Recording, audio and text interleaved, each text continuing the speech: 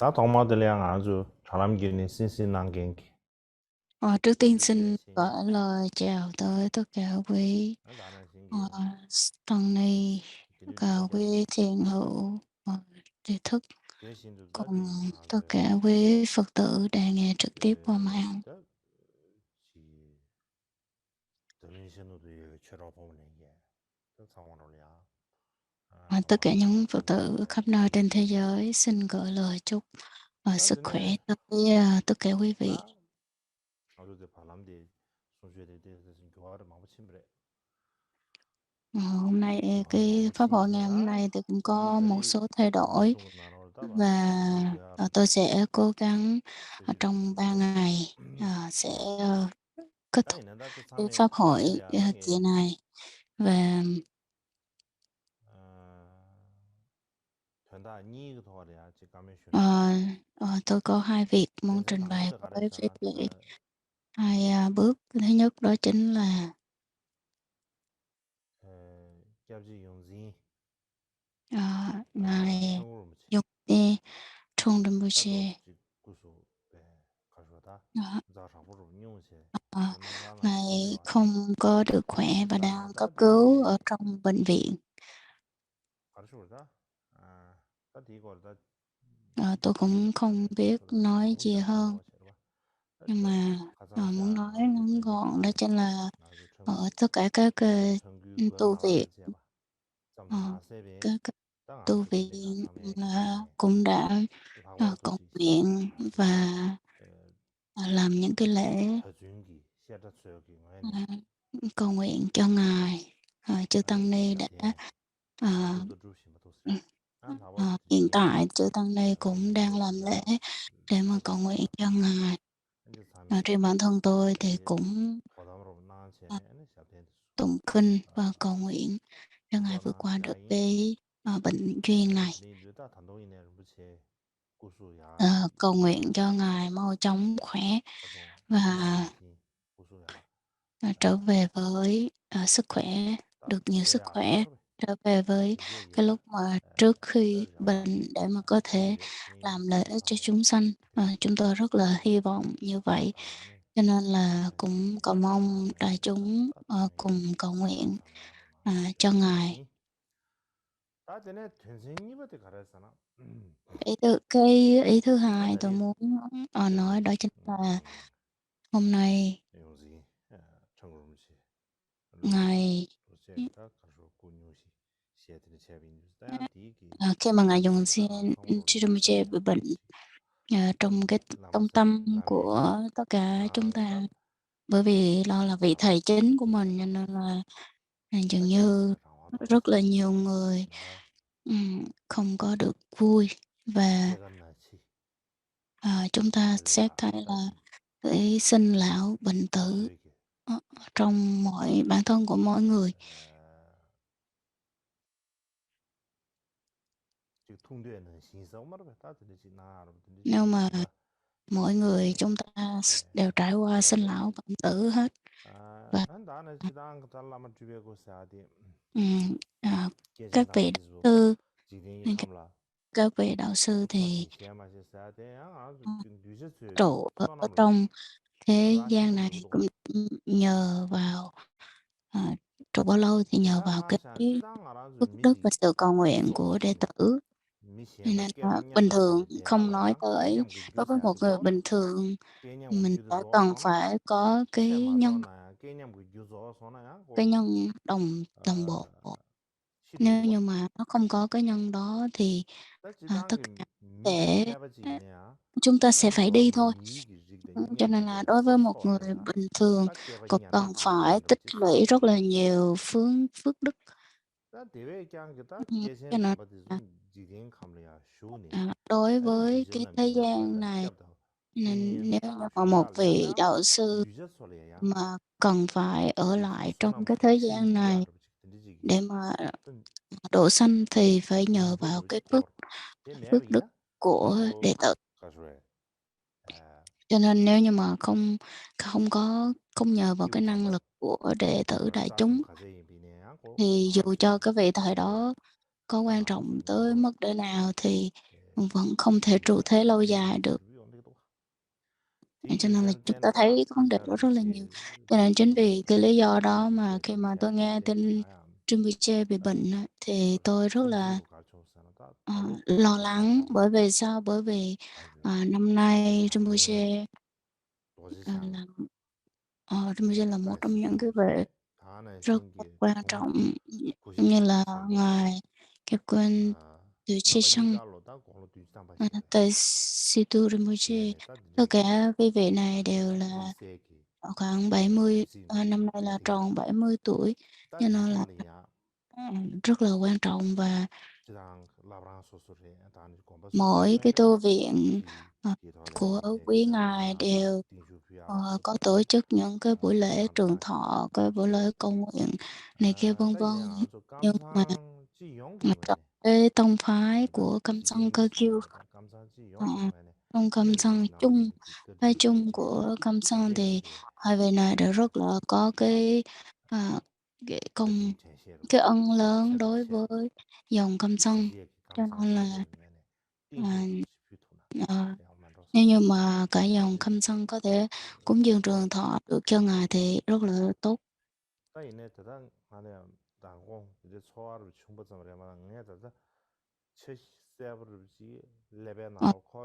Thôi thì tôi chỉ cảm nhận và chúng ta nên làm như vậy thôi, chứ còn cái thời gian như thế nào và cái cách thức tổ chức lễ như thế nào tôi chưa có kế hoạch.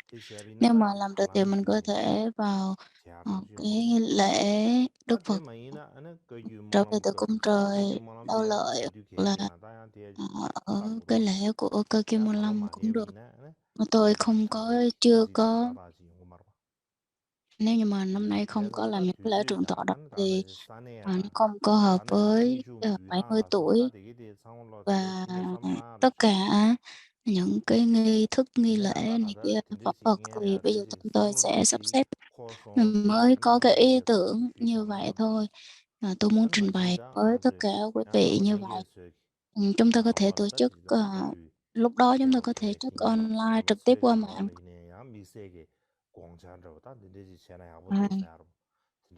Không biết là các vị có cái ý tưởng gì hay thì có thể trình bày với tôi. Đó là hai việc tôi muốn trình bày trước. Hôm trước chúng ta đã bắt đầu cái khổ thứ 32, rồi. Trong cái khổ thứ 32 này thì đối với cái phần của ngài Sankey Petrup đây là để mà có được hai lợi là phước huệ từ cái việc mà thực hành và cung kính và tán tán. Ở đây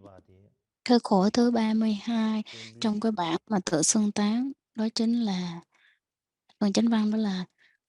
nhưng để tránh hỗn loạn mà nó có thể mang đến hay xung đột trong các tân đoàn, tôi đã đề ra giới luật đi đến nơi vắng vẻ, chỉ dựa vào một số người đã có nhận thức thanh tịnh của tôi, vì tôi đã quả quyết rằng đạo sư của mình mà tôi tin tưởng tuyệt đối về bản thể chính là Tam Bảo, và nhận ra Ngài có ba thân Phật của trí Phật. Tôi nghĩ đây là một trong những thiện nghiệp của mình.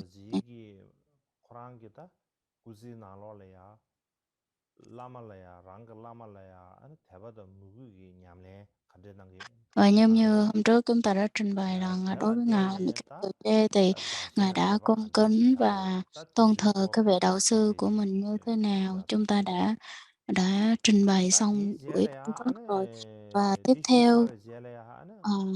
tiếp theo sau đó là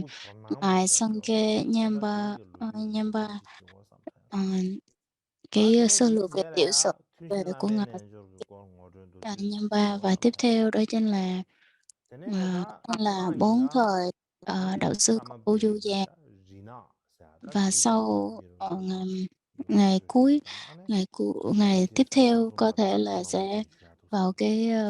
khổ thứ 33 và nói về những cái viên thuốc màu đen của ngài Kamapa. Ở trong trong cái bản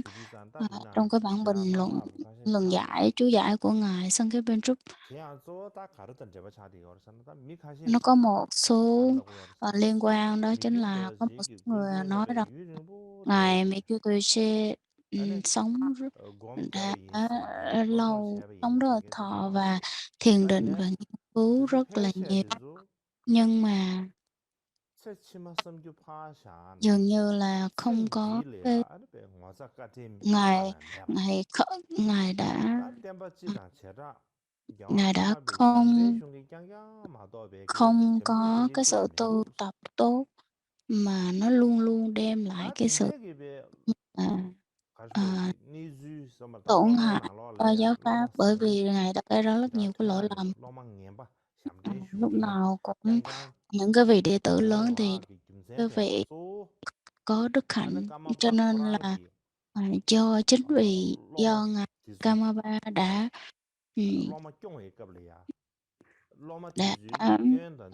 cái cách mà ngài không dạy rõ cho hàng đệ tử của mình, không nói rõ, không dạy rõ và không có biết cách mà đào tạo những cái đệ tử, và lúc nào họ cũng tỏ ra một cái thái độ là xấu về những cái đức hạnh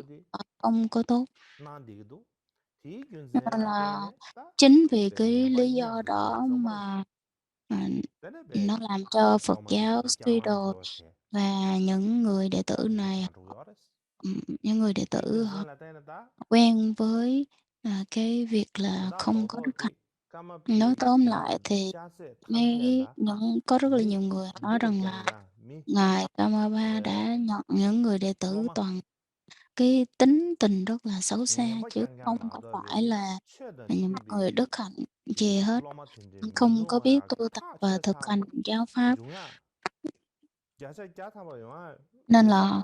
họ không có hài lòng, và dường như không có một người đệ tử nào ưu tú trong cái dòng đệ tử của ngài. Nên theo cái cách mà ngài Sankey Trúc ngài nói đó, thì đó không phải là, nếu mình nói thẳng tính, nói thẳng ra thì nó không phải là cái lỗi của ngài Mikyo. Nó không phải là cái lỗi của ngài Mikyo, là cái dù cho xung quanh của ngài đệ tử thị giả ngài không có tốt đi chăng nữa, thì cái lỗi đó không phải của ngài. Vì ngài Mikyo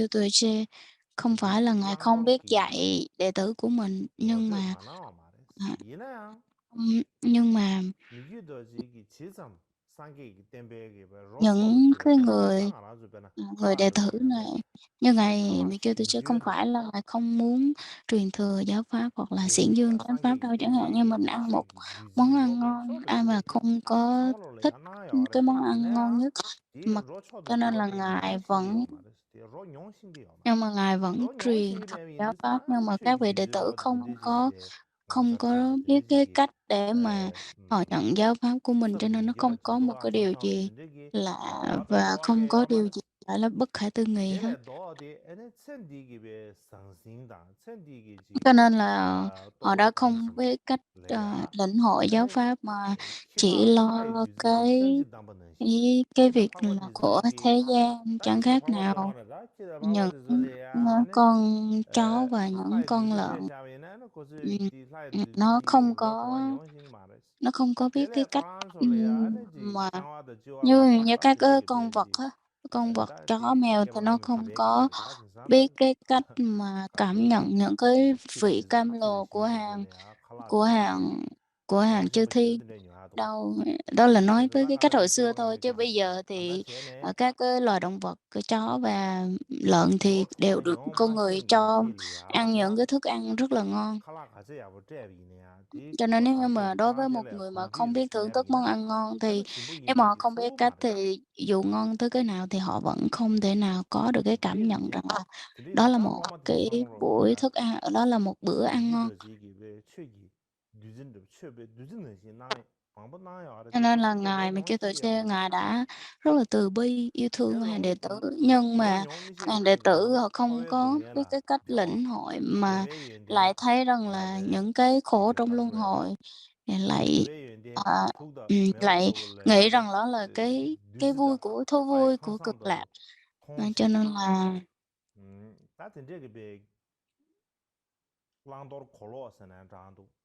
là cái việc mà trong cái việc tu tập, cái nào là những pháp tu, cái nào là những pháp đoạn thì họ vẫn chưa có lãnh hội được.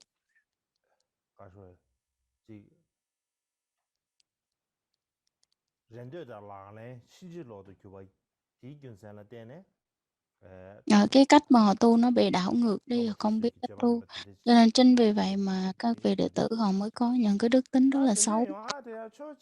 Trong đó thì một mặt nếu mà mình nhảy vào một mặt khác thì mình thấy là những cái vị đệ tử mà không đủ đức hạnh đó thì kiếp trước của họ đã tạo rất là nhiều cái nghiệp xấu ác và họ đã nương nhìn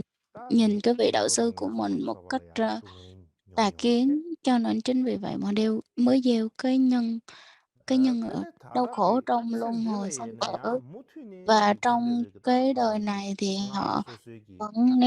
vẫn cứ tiếp tục,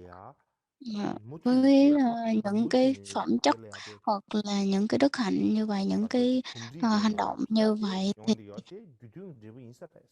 thì đó là cái việc nhân quả thôi, mình không có thể nào mà nói khác hơn được.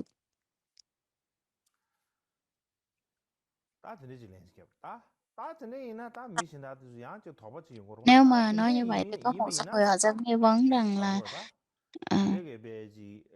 nếu như vậy thì,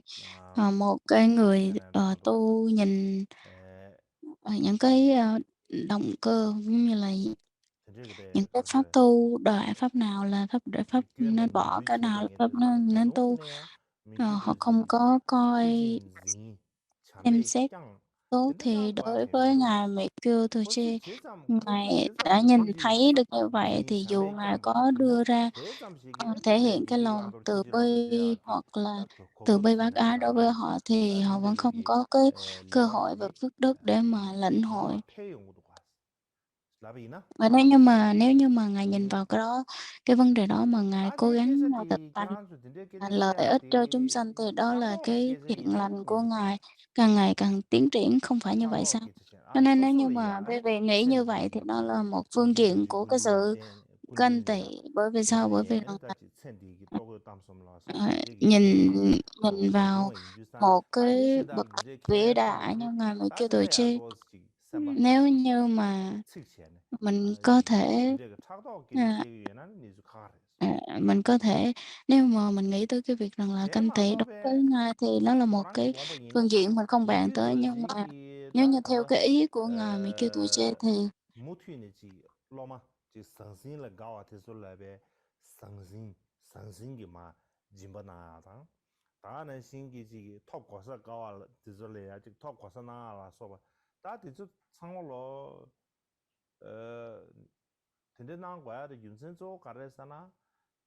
thì, đối với hàng đệ tử của mình, nếu như mà họ chỉ theo cái, ờ, vật chất, chỉ cho ăn vui vật chất, chỉ cho đời này thôi đó, thì những cái người đệ tử này, Ngài Mikio Ngài cũng không có thể nào làm khác được và, chỉ khó để mà làm cho những người đệ tử này họ ra khỏi cái tư tưởng đó, nên là làm sao để mà nhiếp phục được họ, trong tương lai họ có thể tốt hơn, họ có thể, khá hơn, chứ có thể là Ngài đã cố gắng làm những cái việc như vậy. Cho nên là vì vậy trong cái sự tạm thời về vật chất như vậy mà, người ta thích về, ham vui về vật chất, chúng sanh đang thích về ham vui vật chất mà nếu như mình, ờ, muốn họ, cao hơn thế nữa thì rất là khó. Và mặt khác thì đối với những cái Ora người đệ Gamabdi tử như Chungene vậy, De Sene Chiga khi mà ngài Sensingi Kamapa Ta họ Dewa Senandrado Sensingi Longju họ Chea Yebeki Ta Kare ở vì Dente nương Dodon vào Dore Che Simbare cái năng lực của Che ngài Simbe mà Yu chỉ Sane Ana cầu Gamabdi nguyện Ta Kiransu cho cái tài Le sản vật chất Mayong Nye Zale Le Mayong không Son Arabata thì Ane ngài Nye Zale De Mayong Son Arabata Tide Chene Be Pa Ka Tuyan Ro Ke Yo Mares ngài không thể nào Te ngăn Sha cản Shabi họ. Ine Gebo Đừng Undaya tới Nala chỗ Ya tôi, Sego Parche đừng Yungkuri tới Yobati chỗ tôi, đừng Ane tới Jamba cái Tsawa chỗ Sagi tôi để làm Chemba gì. Ine Ya Chẳng hạn Ane như ngài vua Ko ờ, Ma vua Karsho Sogi vua Tòng Bạch Sa Mazi Ine La, Sega Sacha Tele khi Andra vua Gago Tòng Bạch Sa Zeya La khi mà họ đi, Gago ngài Ma đi Zebe tới Ting Do Tando ngài Kare đi Suyo Arata tới Gebo Chenbo Le Dagri Chi Chi cái Cheche nơi mà Ka Zena có Imbare cái sự nguy hiểm về Oda tính Di mạng. Soru Cheche Nhưng mà Kanda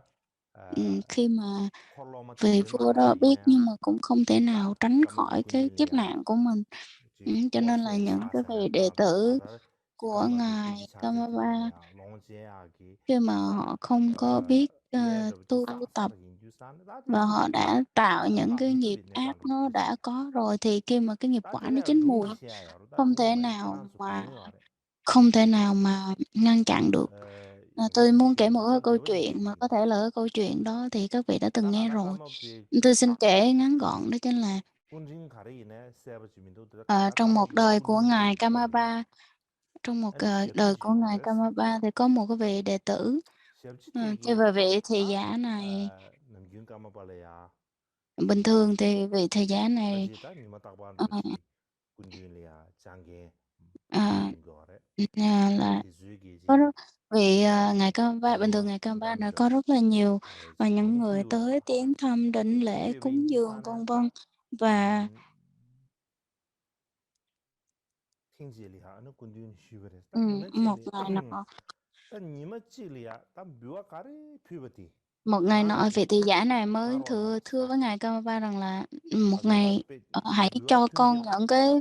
Tona phẩm vật, Dos Ta Pe Mangbu tiền tài Shidos Ta của Pe cải châu báu của Tene một Ta ngày của Nima ngài, thì Chili Biwa xin Ti Ta hãy Ngana cho con Soya Nana có thể là cho con Tigre cái Ba phẩm vật Chapre Ta của một Tigre ngày đó cũng được. Soata Hình như là Mares thưa ngài như vậy, Te Doji thỉnh Sana ngài On Cao Va như Doji vậy, Sa Nima thì ngài Chili Ta Cao Va Tigre nói rằng Kanal là được Biwa thôi, Kare Chumbati không có Kanal gì, Che không sao Yungkuri hết. Cheche Nếu như mà thích cái ngày nào đó Shige thì một ngày nào Sopresi đó tôi sẽ cho Ta ông cái phần Sopresi mà Nima Ti Tati Ne Pana Sani Nani tín Do phẩm mà người ta dâng cúng cho tôi. Pana Sani Nani Do Thì Kena Ta một Khande ngày, Kyo ngày mai hay Cheche ngày mốt gì đó, Tene một Shio ngày sau đó thì ngài đã Ta cho Te cái Biwa vị này, Tuigi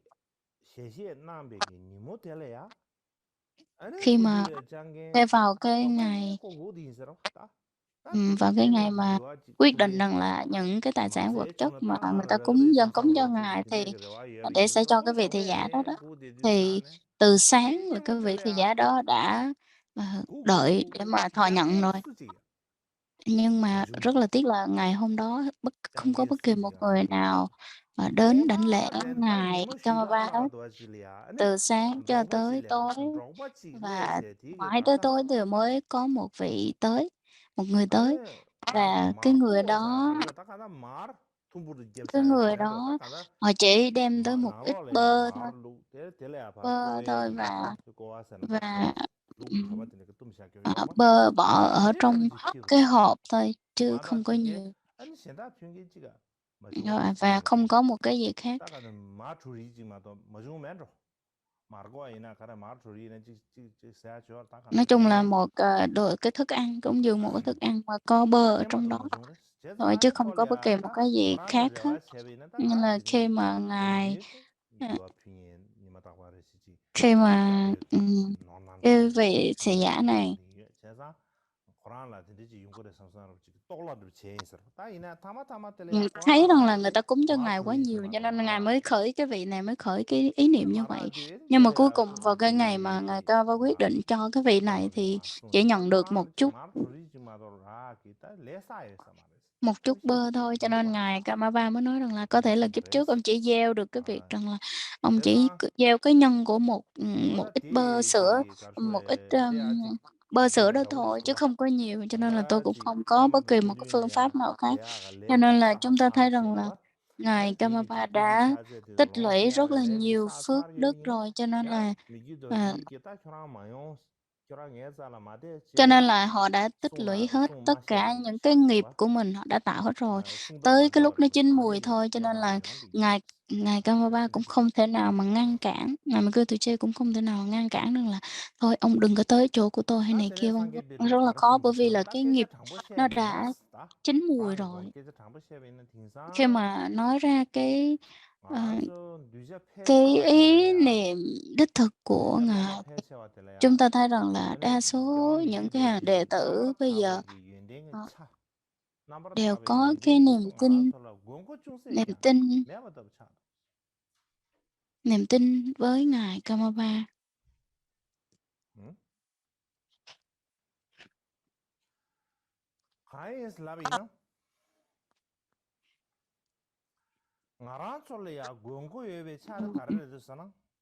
Chúng ta tất cả những cái mình họ rất là cần Ngài để làm gì? Bởi vì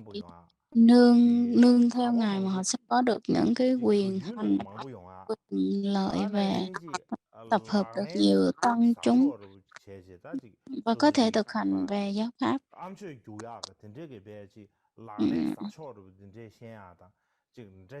Họ có thể học được những cái phương pháp để mà làm sao để mà có thể giúp cho giáo hóa được đội chúng. Và có những người họ là những cái vị Lama rất là giả tạo. Chẳng hạn như những cái người mà dạy tu, dạy kinh điển thì họ chỉ theo có mục đích về vật chất thôi. Hoặc là họ đi tứ xứ và họ chỉ quyên góp tiền bạc là vật chất này kia thôi. Đó là những cái hiện tướng của cái sự lừa dối. Nhưng mà Ngài Mercury thì Ngài không có xem đó là cái việc quan trọng.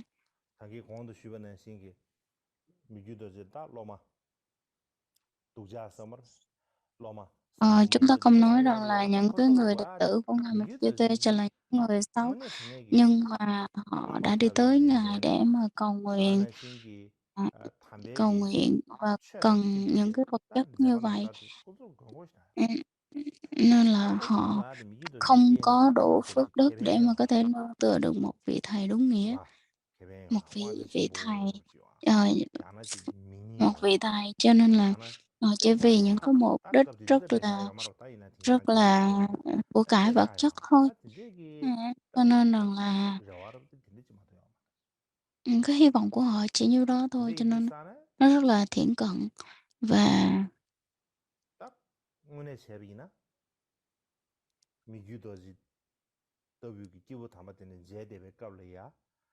đối với Ngài Mercury, nếu như mà mình gặp được một vị thầy như Ngài Mercury, nếu mà khởi cái tâm tu hành đúng đắn, hãy xem Ngài giống như là một cái viên châu báu quý hơn ở trên cái thế gian này. Không còn bất kỳ một cái gì đáng quý hơn như vậy.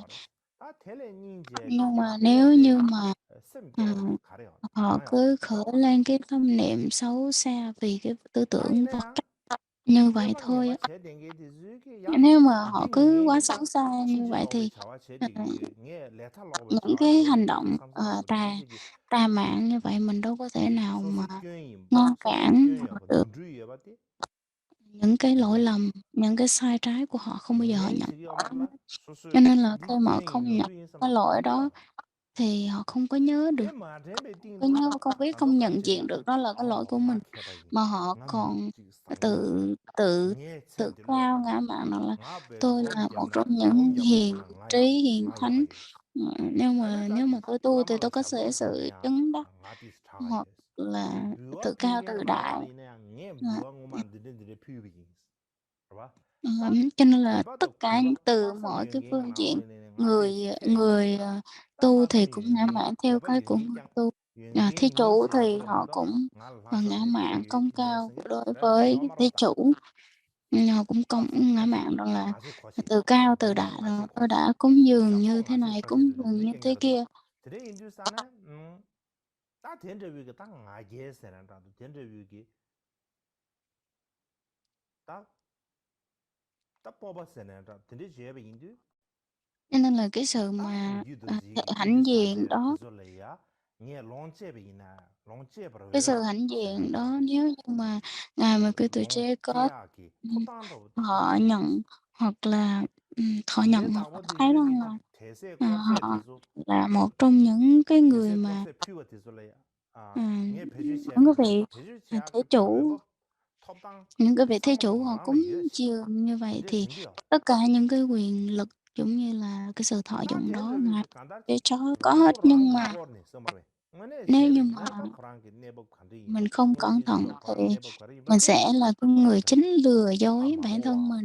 야나 코랑게 Và 코랑라베 họ không có biết, 오 họ không có biết đó là những cái 수수 sai lầm 땡이 của họ, 버티 mà 응어 họ không nhận 대신 ra, 체년 만되네 họ không biết là 세란다 họ 다 đang lừa 내가 dối 밤에 chính bản thân họ 다 đâu. 카닥스 망부 제체 다 소수人이 다 쉽지 인 삼삼으로 늦지기 가수했지 Nhưng 랑고랑게 고르네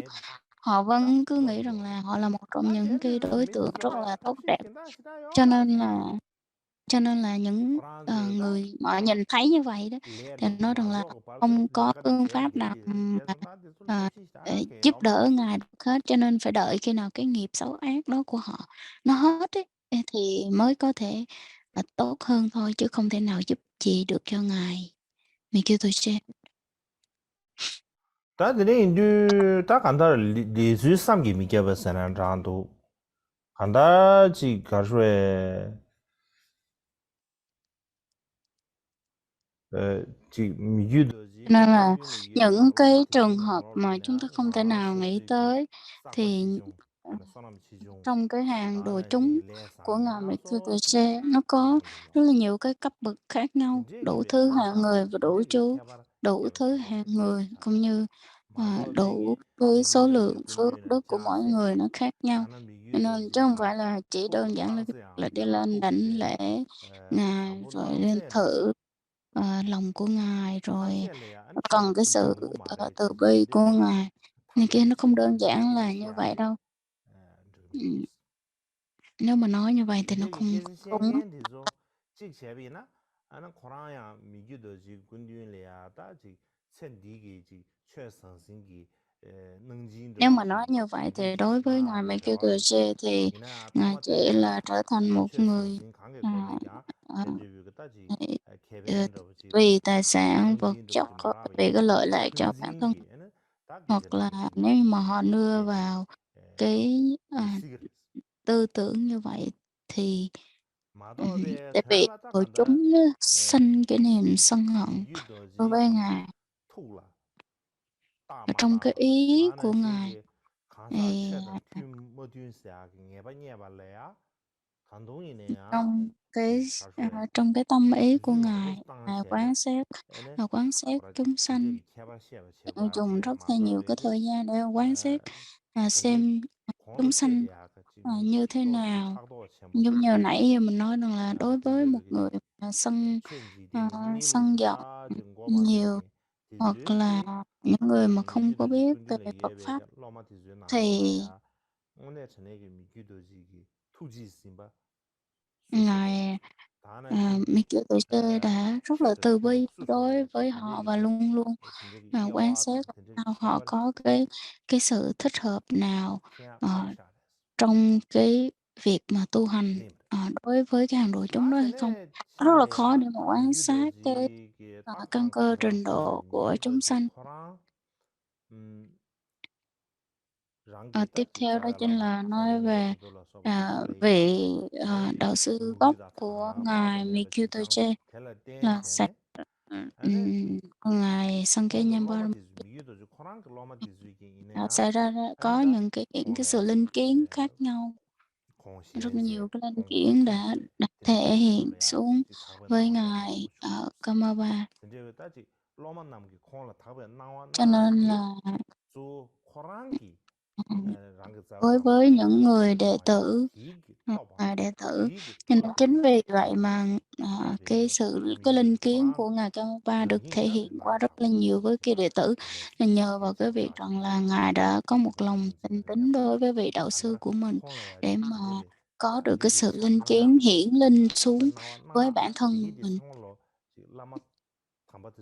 Cái niềm tin rất là sâu và mãnh liệt đối với cái vị thầy của mình. Là nhờ vào cái năng lực mà Ngài đã một lòng tín tâm đối với cái vị thầy của mình, cho nên là vị thầy của mình đã hiển linh xuống cho mình. Cho nên là cũng cũng vậy, thì đối với hàng đệ tử của Ngài cũng, một lòng tín tâm đối với Ngài nên cũng thể hiện những cái hiển linh khác nhau. Nói sơ lược chẳng hạn như là, khi mà Ngài Mikkyutoje có một, số thì họ nói họ đánh giá rằng là người ta đã quan sát Ngài, Mikkyutoje hiển linh giống như là dưới hình thức của Đức Phật, Thích Ca Mâu Ni, Di Đà, Văn Thù, Quan Thế Âm, Di Lặc, Thắng Lạc Kim Cang, Kim Cang Tất Đọa, Yogini, rồi Quan Âm, Diệu Âm, rồi Mã Đầu Minh Vương, Ma Ca Di, tất cả các vị Bổn Tôn và Bổn Tôn An Lạc và tướng phẫn nộ khác nhau. Như trước đó là hóa thân của Ngài, những cái hóa thân trước đó của Ngài, như Ngài Thusum Khenpa, Kamapakshi, hoặc là những cái vị mà đại thành tựu giả của Ấn Độ như Saraha, Teloba, Naroba và các cái vị đại thành tựu giả khác. Hoặc là khi mà họ chứng kiến được Ngài Mikkyutoje thì xung quanh cái không gian xung quanh đó, nó nó được, giống như Ngài được, ngồi ngự trị ở trong chính giữa cái mạng Đà La, hoặc là Ngài đã ở trên bầu trời và trên hư không nó đầy cả những cái hình tướng hóa thân của Ngài. Và với cái việc Ngài có thể đội cái mũ màu đen và ngự trị đầy cả hư không, ở trong một cái chớp mắt thì, đã hóa hiện thành cái cõi, Cực Lạc. Và trong một chút xíu, một khoảnh khắc đó thì, đã thể hiện cả đủ 12 hành hóa. Chẳng hạn như là khi mà Ngài Mikkyutoje mới mở mắt và nhắm mắt lại thôi, thì trong cái khoảnh khắc đó nó đã thỉnh được, chư thiên ở, cung trời, Đao Lợi xuống thuyết pháp. Nên là và, biến hóa rất là nhiều cái thần thông khác nhau, bay từ trên xuống rồi bay từ dưới lên này kia. Và tất cả rất là nhiều người họ đã có thể thấy được những chứng minh Ngài đã thể hiện cái sự thần thông của mình, thần thông quảng đại của mình, đối với trước tất cả rất là nhiều cái đồ chúng khác nhau. Có thể là Ngài phát ra những cái luồng hào quang và tóc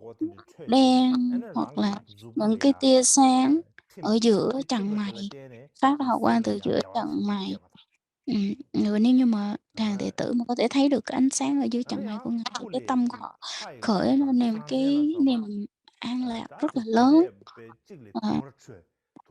Cho nên là Ngài đã tập hợp, hóa hiện rất là nhiều cái thần thông khác nhau, những cái ánh sáng, hào quang khác nhau,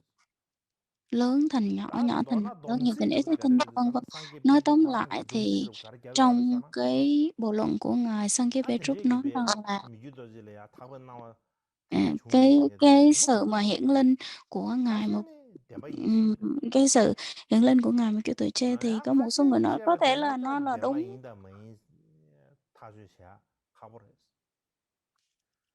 Của ngành Sankip-Petrus thì có nghĩa có thể là đúng mà có thể là không đúng. Nếu như mà đúng thì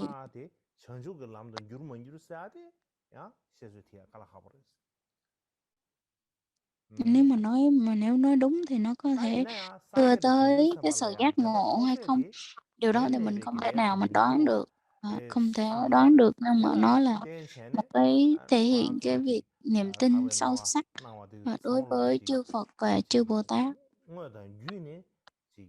Nó thể hiện một cách rất là trực tiếp, cho nên là con đường của Bồ Tát đạo.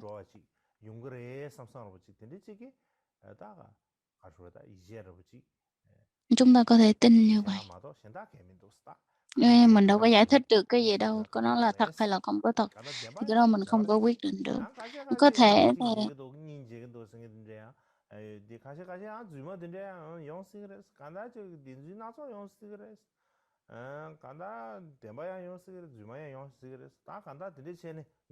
có thể là họ nói thêm, nói bớt cái này kia thì cũng có, nhưng mà trong cái cuộc đời của Ngài thì có rất là nhiều cái sự hiển linh kỳ diệu khác nhau. Nói tóm lại thì nó có cái vấn đề như vậy. Chúng ta nghỉ giải lao 20 phút ạ.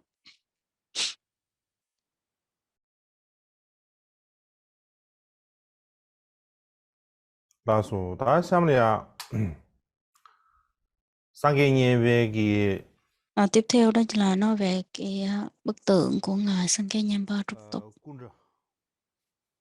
Ngugu Panama xia, ta đi có ngồi rồi chỉ số Tên là Ngoku Panama. ta đi đi sang vào đó đi Cái bức tượng thôi thuê nhìn rụt rụt xia xia vào đó đi sắp gì đó đi lý giải số nhị ba thế là giờ vậy để bây giờ chúng ta tiếp tục cái phần của cái khổ thứ 32.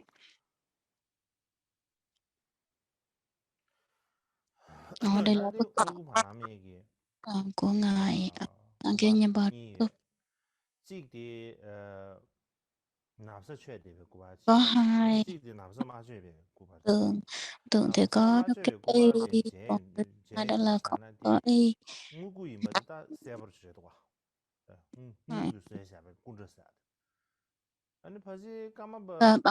Bằng bạc và Ngài ba tư cấp chính ở trong cái lều rặt đã vẽ ra những cái hình ảnh như là họ nói là đây là cái bức tượng do các cái vị thời đó, các cái vị tài đức nghệ nhân thời đó họ ra. Nó đã thể hiện cái sự ở trong cái bức tượng này, và tới Ngài Kamabati chính Quang Chu cũng và các vị này đa số là những cái bức tượng được tạc bằng bạc. Và có thời gian chúng ta sẽ đi sâu hơn. Tóm thì những cái tượng bạc như thế này ở trong cái tu viện Supu ngày nay, đó là một cái bức tượng của Ngài Sankeyanyapa linh thiêng, và khi mà trong mà tạo dựng cái bức tượng này thì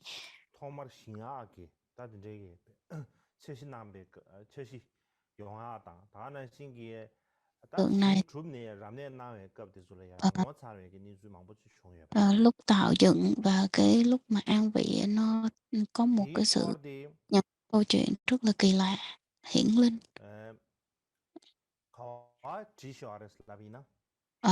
Tại sao đó là trong cái tuyển tập của Ngài Mikoche có kể về đó là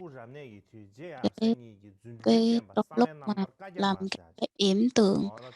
và gia trì an vị cái bức tượng của Sankeyanyapa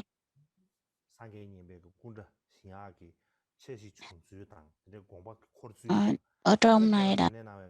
trong cái tuyển tập này đã viết theo thứ tự trình tự từ cái lúc mà địa điểm sau khi mà bị xong thể hiện những cái sự linh kiến như thế nào đã ghi rất là rõ ở trong cái tuyển tập của ngài Michael Tuche ở trong sau anh kể rằng là vào cái đêm trăng tròn của tháng thứ 8 năm năm con gà, năm Kỷ Dậu, ngài Michael Tuche ngài đã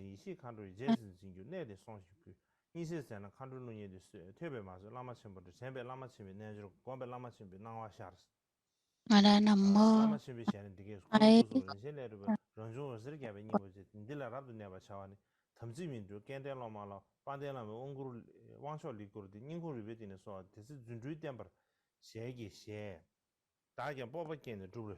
ngài đang đọc cái phần trích dẫn ở trong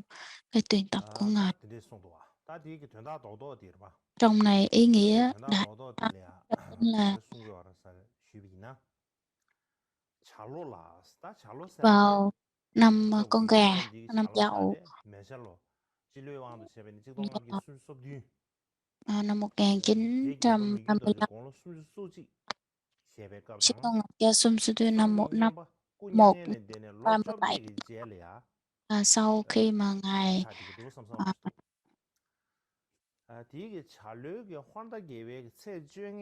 vào 18 năm sau khi ngài Sakyanyamba nhập thì tịch thì trong đó thì có ngài Mukherjee mơ thấy một thiếu nữ mặc cái áo choàng lụa đỏ và đeo một cái vòng hoa và đang thổi sáo và phát ra cái âm thanh đó là nói với ngài Mukherjee là hãy đến vùng Nepal và sẽ gặp một cái vị Dakini trí tuệ. Và lúc đó nghe không vừa nghe như vậy thì ngài giật mình dậy và ngài nhớ tới cái vị Karo này. Vẫn còn cái âm điệu của cái tiếng sáo nó vẫn còn vang vọng ở trong tai của mình, và ngài đã nhớ tới Sankey Nyemba. Ngay lúc đó ngài cực kỳ nhớ đến ngài Sankey Nyemba, nhớ cực kỳ không chịu nổi luôn. Và lúc đó thì ngài đã lập tức ngài tu đạo sư Du Già. Và trong cái lúc mà tu đạo sư Du Già đó thì ngài đã thấy những cái linh kiến của ngài Sankeyanyapa, đích thân của ngài, như là cái sự hiển linh của ngài Sankeyanyapa. Ngài nói rằng ngài hiển linh cái thân kim cang của mình, và ngài nói rằng là hãy tạo dựng một cái bức tượng cho tôi. Và trong cái lúc mà làm cái lễ an vị gia trì đó thì hãy hãy hãy truyền những cái nghi thức quán đảnh và cái nghi quỷ của đạo sư, thì lúc đó tôi sẽ thể hiện cái thông cho các vị thấy. Và chính vì cái lý do đó mà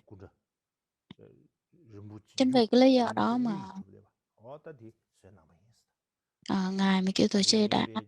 xây dựng tạc cho làm cái bức tượng của ngài. Và trong đó thì ngài Bawa Trân Qua nói trong tác phẩm của mình, nói rằng khi mà ngài Sankey bằng một cái sải tay từ cùi trỏ lên tới bàn tay, thì đó là cái tượng của ngài Sankeyampa được đúc từ bạc và cao một nửa sải tay của mình. Lúc như làm bằng các vật liệu rất là quý báu, cho nên là như tôi đã nói rằng là cái việc viết vẽ cái tượng cũng như là tạc cái hình tướng thì chắc có lẽ là không có được đẹp lắm. Nó có nhìn cái tượng rất là đẹp. Đối với mỗi bức 가출로 tượng 제삼을 mà 쉰 cái diện 또아를 딱 và con mắt mà không có hồn á, thì cái tượng đó dường như, đã 가다랴 아니 다다 bị 그 biến dạng, 셔기 nó không có 쉔링고 tốt bằng. 뒤지 Cho 쇠나 nên là cái tượng có đẹp 아니 hay không thì phải 델레야 nhìn vào cái 개발나마 diện 이네 và 튀겹이었어 con mắt. 튀겹이어도 제래 튀겹이어도 제봐 델레야 아니 좀 보시기 차 꼬셔봐 다 딘지기 튀겹이어도 제봐 딘지지 여보지 인 디강이야 네 쇼스스 다 델레야 아니 Có 거기 đặt ngài lên trên 탁왜 ba cái tượng lên 나와라야 cái 미기도 ngai 코랑 vàng. 탁왜 Ngai 나와라 vàng có 아니 tòa sen và 상계님에 딱 một 꿀도 뒤지 cái, 쇠쇼 cái 아니 đế làm, 델레야베 nhiều loại đá 러브게 quý 라마 주베 khác 권에 nhau. 아니 람네 지시 Và 아니 lúc 람네 đó thì 제베 dù 거래 cái 아미 linh kiến rất là 주주주의 thanh tịnh, 숨어로 rất là 제제 hiển 텔 땡체네 hiện, nên nên Ngài đã nói trước đó rồi, cho 상계님에 nên là 꿀도 텔라 cái lúc 람네 mà 나게 람네 làm cái 나게 lễ, 나와디 gia 러브 trì an 거래야 vị 람네 vào trong đó 내내 thì 나와라 람네 나 thông qua cái 데 람네 nghi quỷ 남사베 đạo sư 둥셰 du già, 뜻이 당사 Guru 디디 사베 Yoga. 텔레야 람네 나 Thì lúc đó, 다 ngay 람네 lúc đó 난게 thì 돼야 cũng 더가 có 스키 một cái số lễ, 미기도지마 nghi 베 quỷ được, 난담 thực 체제 hành. Và, 미기도 라면 난 담당 tại 뚜루 cái 개랑 nơi đó, 의사마 쉬하다 중보 có một 융쉬하다 số 디디 vị có 개랑사바 다 thỉnh 디제기 một số vị Bồ 찌르지도베 Tát 전주선바 có 임바 sự chứng 잉해시야 đắc khá là cao, được 개랑사바 gọi là 잉해시야바 những hàng bất 찌르지도베 thối Bồ Tát, 잉해시야 chẳng hạn như là Quý 디제게베 Ngọc Hòa, 토바 Trung 녀바세나 Hoa 라 Dung 그거 토베게 và 라마 Trầm Bu Kỳ Luân. 뚜다와 좀 Những cái 기요리 vị 나체 kỳ 에네 có cái sự 르거네 chứng ngộ rất là cao 토도 và đại 디제데게 biệt 제베게 vị đại thành tựu. 미자 지스 나이스 Một 미자 tuần 미자 liên tục 하스 đã tổ 나이스 chức cái lễ gia trì an vị yểm tượng như 나체네 như 다 vậy. 디갑레야 아니 니마를 레베데 튠신을 지 năng 면로 Trong một ngày thì 수에데 có 튠 4 thời khác 치 nhau và 체게 튠텔레야 ừm, 미규도지 một 코라야 ngày 아니 7 소발레야 4 thời 고요스베 셰비 자네 khác nhau. 간다 Và 진데게 Ngài 누가 Mỹ Sư Tự 듄 Trị đã thỉnh 자고 Ngài 듄스낭 말레스 ờ, 듄하스낭 thỉnh Ngài làm 자고 những cái lễ rất là 듄하스낭 quan 메qab레야 trọng, và trong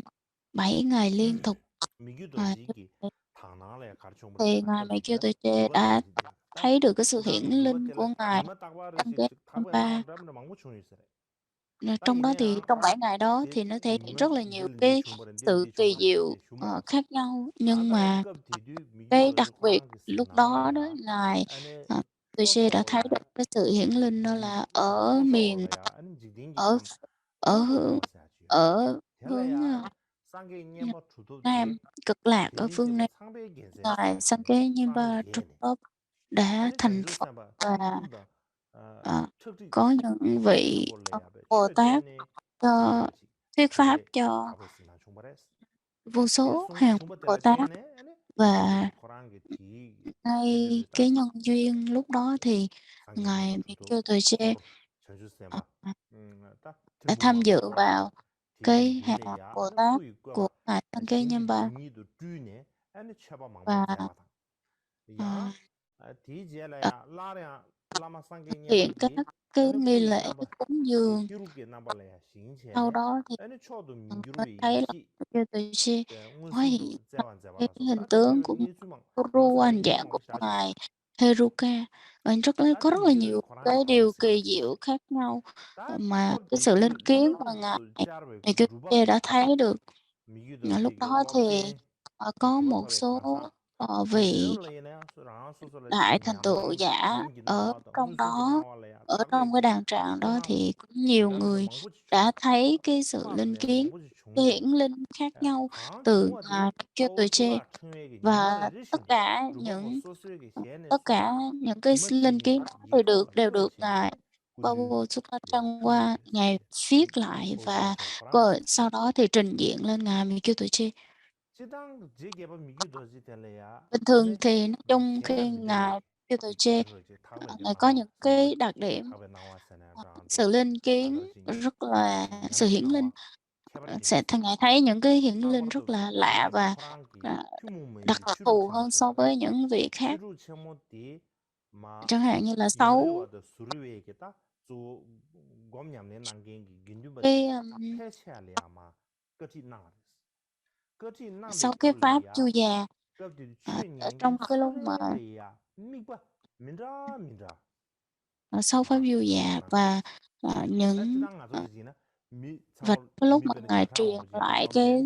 pháp cho cái tăng đoàn ở trong đó thì mỗi người họ sẽ có một cái đối tượng quán tưởng và thiền quán khác nhau. Thông thường thì trong một cái lúc mà truyền truyền thuyết pháp cho đệ tử á, thì chúng ta sẽ có một cái đối tượng để mà mình quán tưởng thôi, nhưng mà đối với Ngài Vì Kiêu Tuệ Trê thì Ngài sẽ truyền tùy theo căn cơ trình độ của mỗi chúng sanh, và Ngài đưa cho mỗi người một cái đối tượng quán tưởng khác nhau, và tất cả đều được Ngài Bao Sula Trang Hoa Ngài ghi lại. Ngài ghi lại. Lúc đó thì Ngài Bao Sula Trang Hoa đã là cái người mà phụ trợ thân cận ở bên Kiêu Tuệ Trê, cho nên là Ngài đã ghi lại hết tất cả những cái kinh nghiệm, cũng giống như là tự thấy cái sự hiển linh của từng người để mà Ngài dâng lên cho Ngài Mì Kiêu Tuệ Trê. Lúc đó những cái mà được viết xuống á, được viết xuống của Ngài của Ngài á, của Ngài Paul Sularangwa, tất cả được viết lại. Nếu như mà một người nào đó có thể thấy được những cái chữ ghi đó thì họ nói rằng là nếu mà họ đọc được những cái sự kiện mà xảy ra như vậy thì họ cảm thấy rất là ngạc nhiên và nghĩ đó là một cái trò đùa thôi, chứ không phải là một cái việc đã từng có thể xảy ra như thế. Họ không có tin đâu. Nhưng mà cái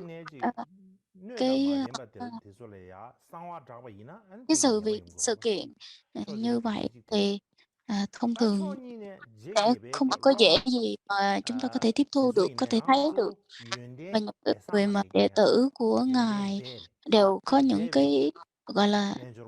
cái ẩn hạnh, mặt hạnh rất là kín đáo, không phải dễ gì cho người khác họ biết được. Hoặc là các vị này đã có sự sở chứng, sở đoạn, sở tu như thế này rồi thì các vị không có thể hiện ra bên ngoài. Đối với Ngài Bị Kiêu Tử Trên cũng vậy, những cái mặt hạnh của Ngài có thể che giấu được chừng nào thì Ngài sẽ che giấu.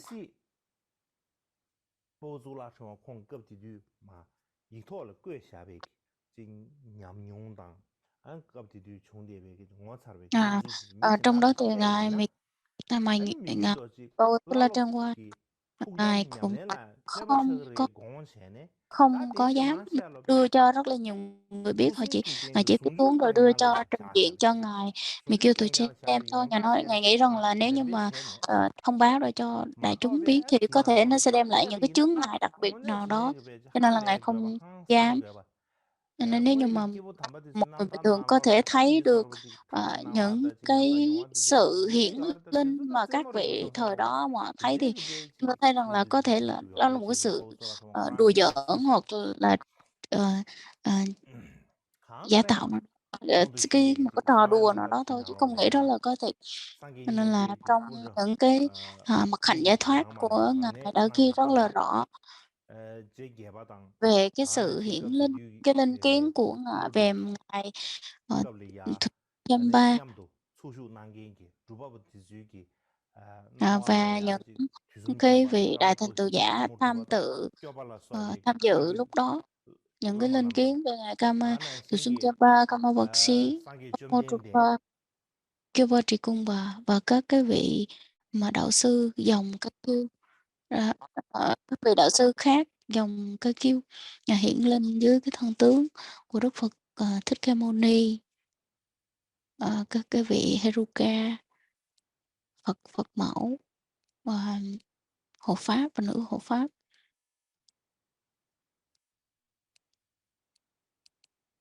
Và có người có thấy được trực tiếp với cái hình tướng của Ngài Sankhya-Nyamba. 쟤네다 공기 사회 남달 디나로래야. Trong những cái câu chuyện đại thoát bí mật của Ngài thì trong cái lúc mà trong cái mấy cái ngày xảy ra diễn ra cái lễ gia trì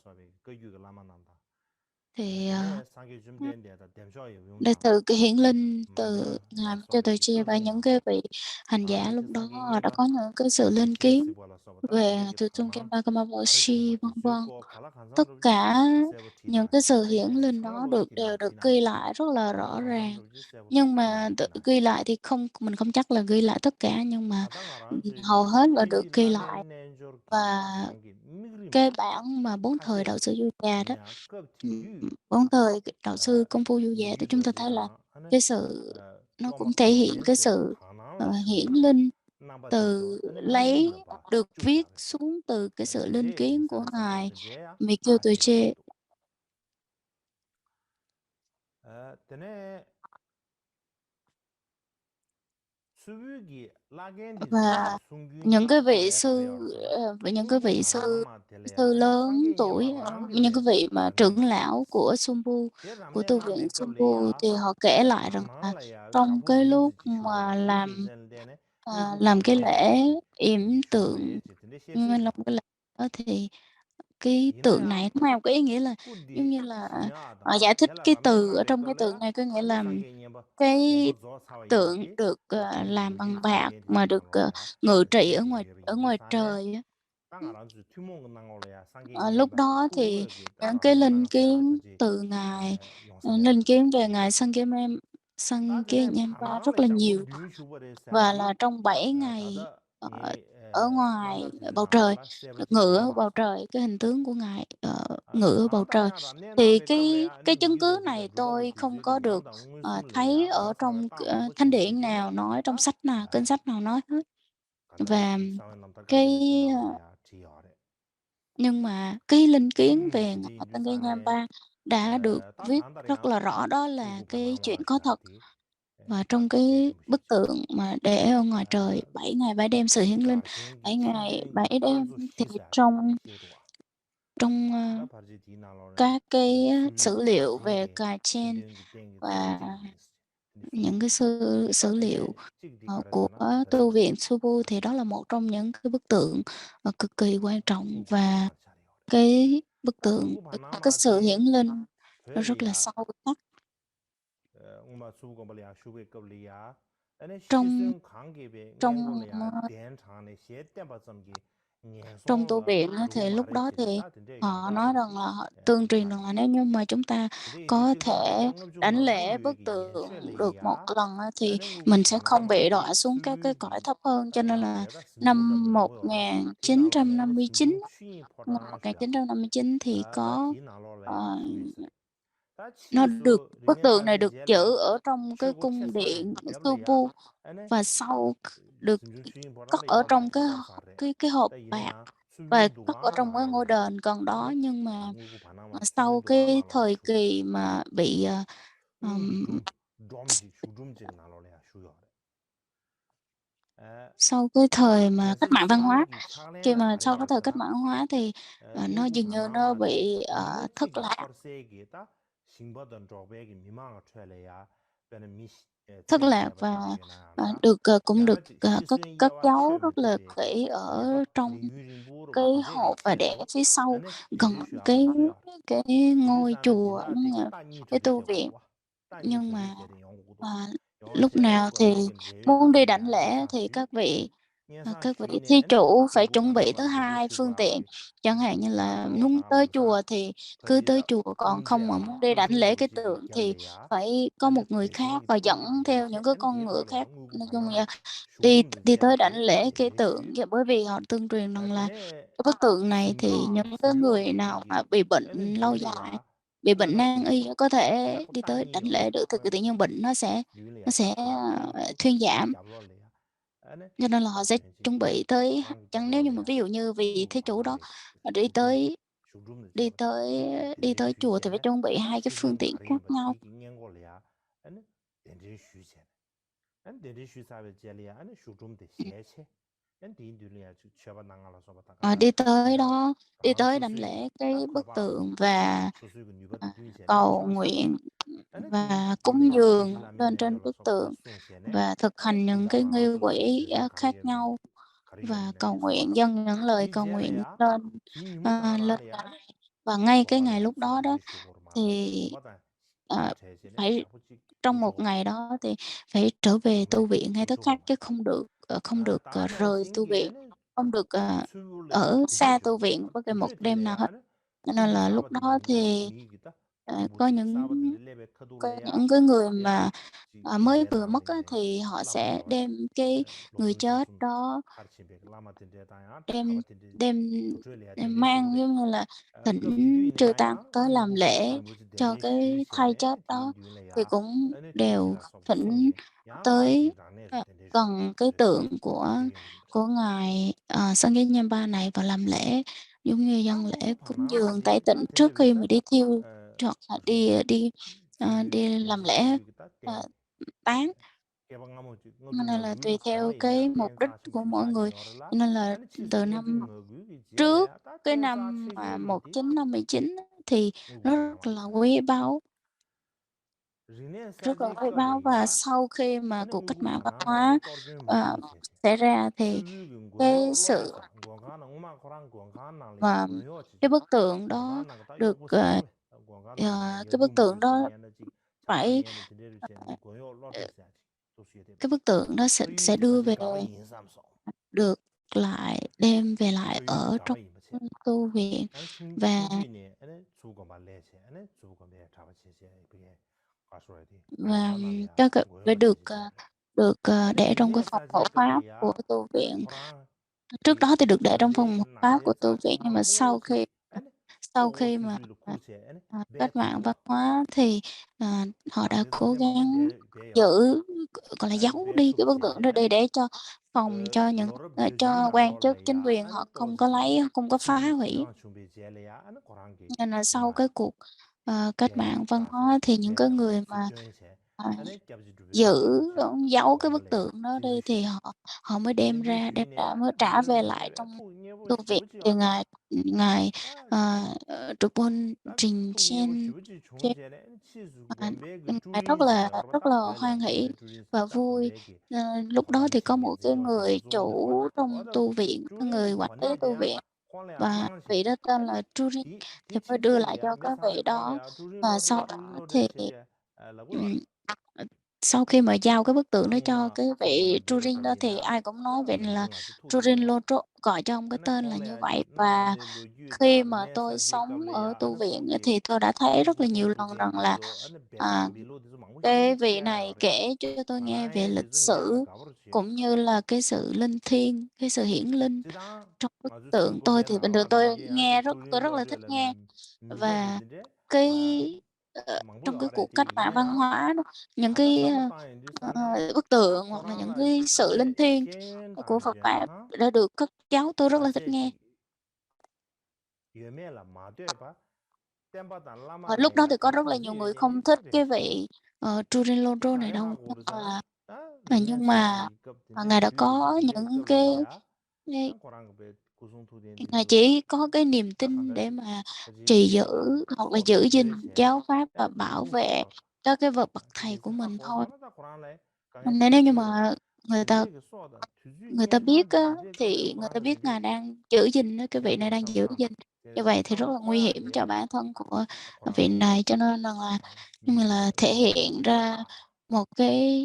제마다 cái 급디디 sự 다 bình thường 미마세요 thôi, chứ không 녀바샤서 có dám là cho biết. 예 Bởi vì chúng 땜바 ta thấy rằng 신기 là 뭐 당근이 제알이야 cái lúc 냠브로 mà 주세 cuộc cách mạng văn 주고 hóa xảy ra 덤베 đó 제베 thì 간동베 dường như là làm cho mọi 튼튼가 người 소세 điên đảo lên hết. Bởi 튜비 vì là, 당부시 소소베 họ 땜바 신기 cứ, 앙기 당부디 phá 제제 hủy chùa 가베 알아 튜비 tháp, 당부시다 chùa 소소 chiền và giết hại tăng ni, cho nên là làm cho cái 아따 tâm trí 튜디 của chúng 무고 바나메 lúc đó rất 디컵디데 là, 아니 điên 예수 đảo. 망고 발에 갸주 낭로네 지 Đó là những 수고 cái 발레야 về cái bức tượng 천지에 của 쇼아 ngài Sanghiyampa ở 테레야 Sumpu, 아니 Sumpu, 권배긴 누가 tu 나라 viện Sumpu. 우마야 Cho 다 nên 권배 trong tương 누가 lai 나라 nếu 와라 mà 다 các 진짜 vị 고랑에 하고 có 우마 dịp 권배 누가 đi, 나라요 vào qua tu 우두와 viện Sumpu 최어리야 thì 딩기네 hãy đi tới 가래야 능무고 cái 반나메기 cái kha 가수 자왕도 그치 cái 나로 phòng thờ hộ 지리나 pháp 아니 của 그 ngài. Thì lúc 마 đó thì mới hỏi 주주들이다 thăm, hãy 표현세 hỏi thăm rằng là 아니 그 cho 좀 tôi đảnh 잘하고 lễ 아니 bức 제르 tượng của ngài 걔한테 Sanghiyampa 랩시한 거로 để mà nhận tỷ giá trị rồi đó. Mà các vị phải biết nói, chứ còn nếu mà không biết nói thì người ta sẽ không có biết đâu.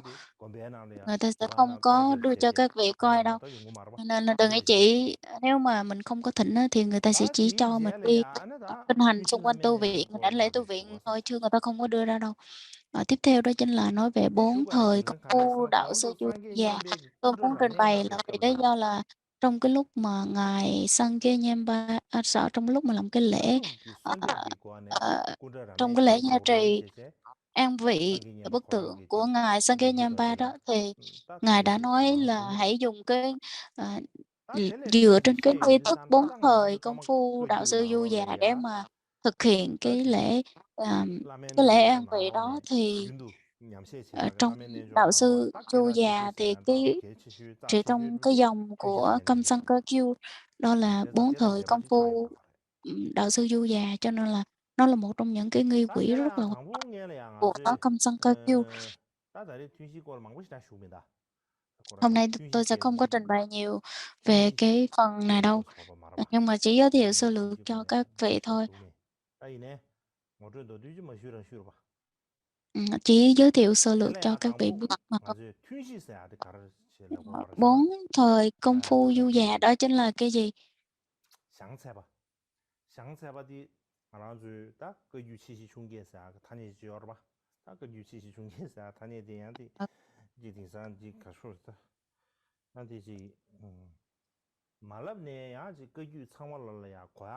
Theo cái truyền thừa của Sang Lama, nhưng mà nếu như mà mình không có nói thì là nó cũng không có đồ đầy đủ, nhưng mà kể ra thì nó chứ không có đủ cái văn từ, nên mà nói ra thì nó sẽ xảy ra nhiều cái mâu thuẫn với nhau, cho nên là chúng tôi cũng không biết là có nên nói hay không nên nói.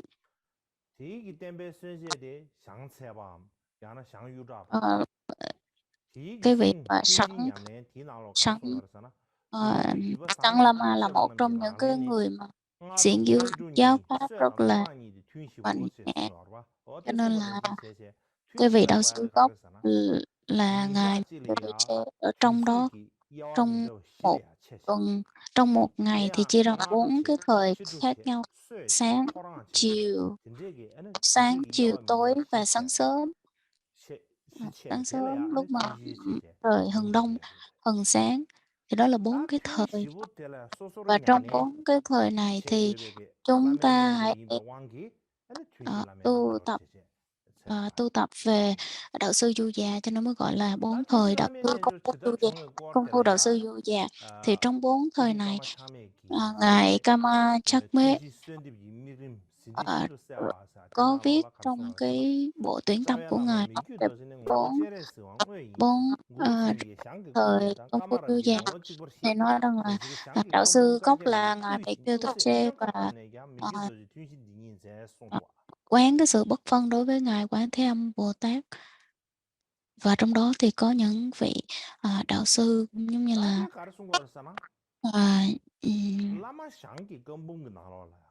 ở trong Lama Sang Bung, hay là trong tuyển tập của Lama Sang. Ở trong cái tuyển tập này thì có cái tuyển tập của ngài thì có vài quyển, thì trong này có quyển là Ca Bung Kakyama. Trong này mới nói một vài điểm là kể rằng là có một số có một số được viết từ ngài Baekgyo Topche, và chính vì vậy mà 4 thời công phu đạo sư Du Già và ngài Rinpoche ngài mới nói là ngài nói như vậy thôi, chứ còn cái ý nghĩa cái ý nghĩa rất là sâu sắc. Cho nên là nếu như mà vị nào có cái sự nghiên cứu về những tác phẩm của ngài Lama Sang thì có thể thêm vào, bởi vì trong cái tuyển tập của ngài Baekgyo Topche đó thì là có một số nghi thức khẩn nguyện, cái việc mà thành tượng đạo sư, thì có những cái đoạn mở đầu như là 4 thời đạo sư công phu Du Già, Tene ti na lo Đó la là ya kinh xiang ờ, ka ge me ci ka she kinh lễ ne và ge đạo ma sư se vân bu vân chi ka ra sana để ti thống na lo kê. chen yor ba xiang ka ge me ge Trong ci lúc ka đó ne thì nó yor có ge le những cái chen jak che ne ghi gi zo chú xiang rất ka ge là me ci gi yin nhỏ, che che ghi se bu chú su là cái từ đó được trích từ tene yin đâu, nhưng sa ne mà ta từ da mi gyu do ji trong cái gom tuyển bu tập na lo ye của ge be Sáng ge Lama. lama ju be suen de chen ban ga sa ti ta da nga ran su gi den de a gi tun Và shi la me ne jor gi trong cái chữ ta mà ti ama trong do cái ba nghi thức 14 thời ge đạo se re sư sana công phu du già ti đó, ga le ya thì an những ti cái từ su ngữ mà chúng ta đang mi gyu do ji gi thực hành sung trong shi cái nghi la ma quỹ thì nó được a trích te ma yin từ de ju lo ma chu cái jin tuyển de tập ju của gi ngài. sung ge de ka Và ngài ne Mẹ shen Kiều de Từ Đế ta da cũng nga ran su de ya gi chun shi la me ne ju cha sang wa de ji có thể yin de là sa re được sam được giống như là a na soạn tác ko de lại ne shu de ya gi đúc kết xiang từ gom bu đầu ka ja ma sa quý de để ka re có sha được ri ya cái nghi quỹ an ngày dang hôm chu nay. ne ji Trước đó thì chúng xiang ta ge đã gom bu ka ja ma có sa de tôi có xiang nhắc che về be ge ta gom bu tới bu các cái ji tuyển tập của ngài Lama Sáng ne gu Lama. du din ji yor ba ti na Trong lo đó le thì ya ka ja me có kor de pe chi chu có cái quyển gọi là pe chi su Kakema, ju ba thì che có te le khoảng ya 10 chue bộ, zen 10 min do 10 gu ju cái kor ge bút. sam ji yor Ừ. ta ti gi shun Và che le có ya một xiang ge gom bu cái ka ja ma shi che la gu yeb cha như có ya te sam do ma se 98 gi ya cái mi gyu bài do viết ji ở gi trong gom bu đó, bu hay là na cái lo nghi le thức ya nghi quỹ gì đấy. Và lo ya trong gom bu cái sha tác ru bu phẩm của chi ge ngài Kiều Tuệ nyen ba Tê su đó, do tôi la có mi nói mi rằng shin là ge la be sung ge chun ju sa ji de ji ge chue zen ji yor trong này nói rằng là chue zen ji cái yor điều te le ya kỳ diệu phe de phe mà ge de ma phe ge de ma chẳng ke tôi chê cái đấng bảo hộ shu gu zi ba ma do be chúng sanh ngwe sho zi đã wa nói chi ge ge với yang ngwe gi ờ, shu gu zi den ngài du ni ga zi du Take pe be Nyemba Trục den du Tốt ni ga ji du và che zi trong yor giấc mộng. cha za phe de shib ju sheb ge zam ye de ba phe be de ba shib ju sheb Nó ge zam ye de ba ni ji kể đó mà te nó ka re de cái shu wi na cái nghi mi quỹ nó gyu do ji dài ge tới sa wa la ma 48 sang ge nyen ba tờ của Puti á, Quran gong lu cái yi ju zar bản ge kinh che rời ne ge rời yor của Tây Tạng á. Lúc đó ta thì phe lu zi dan che nan ru ba ge khi mà ji lu zi cái dan vị che ge ji dong khi shi mà ja vị phe ju Sangye tu ni ge Mikyo kon da de Toche be ge se ge ge gong mo le ya ene cái lúc mà ngài Sangye sim lam na Nyemba lo le ya la ma vào xiang dang tu sum khen 28 ba nam tuổi sang ba de và ji ge chin vào ji năm la con de rồng, sim lam năm Thìn, se bu shi bu ji lúc ma ngài lam đã khen bu có shi bu ji một cái giấc chung ta la ten mộng che ne rất là rõ ràng ze sha về ngài ze sha de lu du Sáng lu du de Lama le ya và zo de lu du de và được nhận được cái pe sự da gia trì của chen hai da ro ngài. sung na lo du du sam chen du Và đó là thang bo de le sau ya đó thì ene de sen một do cái ji wang gu nghi tu quỹ yi shi gi được nen jor ờ, tu mu nen ờ, jor ji che ra và Yuwa tela tongshin dojir chinge laba weser kushin ge nanjor che weser ge cái nanjor che một ane cái suba nghi tela ya quỹ sungju dojir về shakya shimbi powe nanjor che nội họa tu ta mô kada và cái sự tumu quan tâm weser về kim powa cang se đại tinde ge nanjor sumdan jewe ge và lorub khebar chen tinde chi zengi yoga Phua tati Đại Thủ lorub Ấn, khebar chen zengen rồi de sangye các cái nyeba nghi kwa quỹ yebra maya về da sangye kim nyebe cang ma she ne sung ane de migyu nè, doji ma simji ngài le ya Sangye tab shaba Nyemba tinde chi và ờ, Sangye Nyemba trực ta tiếp sri dạy digi đó pese ngài te la ya ta tự te nhiên. ya chi Cho ka nên ja me ju là cha de or ta shang shang lúc đó nếu mà mình lama nói rõ shang cái vấn đề này thì do nó ji sang ge ni cái be mục kha lục na le nó ya không có lama được shang rõ ta ràng. tu sum kem bala Cho sam nên te là le te ngài de ge be kể chin về ge la ba ge ngài ten shong yi Sangye te ya Nyemba ka đã ja ma có ju được cái cha de sự hiển linh của ngài Lama Sang và Thusum Kempa. ta yi na ya ta da chun jung ke be ga de da ku je chun jung na lo le ya Và trong sing de jo la si ga trong de hai jo sa na có nói rằng là ke bar con tu nhớ guru nói rằng tsige ge là shangge ku ge kamara gen yeme do sibe te ruba ka ja ma zes che che ta di ge tsig de de be ina mi gyu do je rangi ge zebe à, ge nói ta rằng de lo là ru ka ja ma Kiều Tuệ do shi Chê de ji ye ba ngài sa Mỹ ro Kiều Tuệ sung do Chê đã viết ra cái bản về ina ya mi gyu do đạo ji sư gomung gu du ka già, sa shamar nhưng nga mà le ze sha ba trong cái tuyển tập a của ngài Mỹ Kiều Tuệ Chê do ta ngài ti na Sầm lo te na ra thứ năm ta da nga ran su ge la ba le ya viết, nói ra rằng tu là be ge bây mi gyu do giờ ji chúng gomung ta có những Khurang cái Potala việc ne diễn tập Rawatang, của ngài Mikio Mibu ne Tuche la, từ Izui ki Bojang nalo le, Potala và Zoe ở Yu các Sane, bạn ở Trebung. Thì Tata bây giờ Kondo nhìn lại Shivegi, những cái tuyển tập Zhongren này, Rambo, Shang Rambo, Sangi Nyama Todo, Milam le Chingi Labe, Sungi Chunju Sia, ờ, Ele chúng ta Shen Ju Kyubegi, ờ, Ane Lama ờ, Shangla chúng ta Jebe, đã Ladub thấy Kajamaji, Peje Mindo có Sam. kể lại không có kể lại Tende được những Indu, cái câu chuyện như Tata thế này, Digi dường như Karsadi, không có tìm thấy được những cái câu Ko chuyện Zula mà Chungi Chunju Kebe và Gado Nala Sung ba Yada, thấy sự hiển Midu linh Dize Shabe, từ Ladub Kajamaji sẵn Yare Sunga, Rinpoche và Ane Peje Sangye Tata, và Sangi Sangye Nyembe Shene Sung, và ngài Migu Doji Sangye Sindi Tab và Shabe, ngài Mikio Tuche Ladub thấy được cái sự Kajama hiển linh Tagarang như vậy thì Togoya chúng ta dường như Mado không có Begi, được ghi lại Migu Doji Rangi, Rangdob Ki ở Tsam trong Shabegi, trong Tende Ladub Kajamaji những Peje cái Gebe Sorchi, Jemaso. nghi quỹ như thế này thì dường như Tetangi nói rằng là được Migu được Doji Gombo ngài Mikio Mugasha, Tuche viết xuống là được nhờ ngài Sangye Nyemba Tama Kunsho trực Yala tiếp Zeze, dạy Tina Lole, hiển linh mà Masui, dạy Yang cho Migu ngài. Doji Sung Tende Kashen Dwa. Chúng ta có thể thấy được là những cái nghi thức cho Ina ngài ta Mikio tini Tuche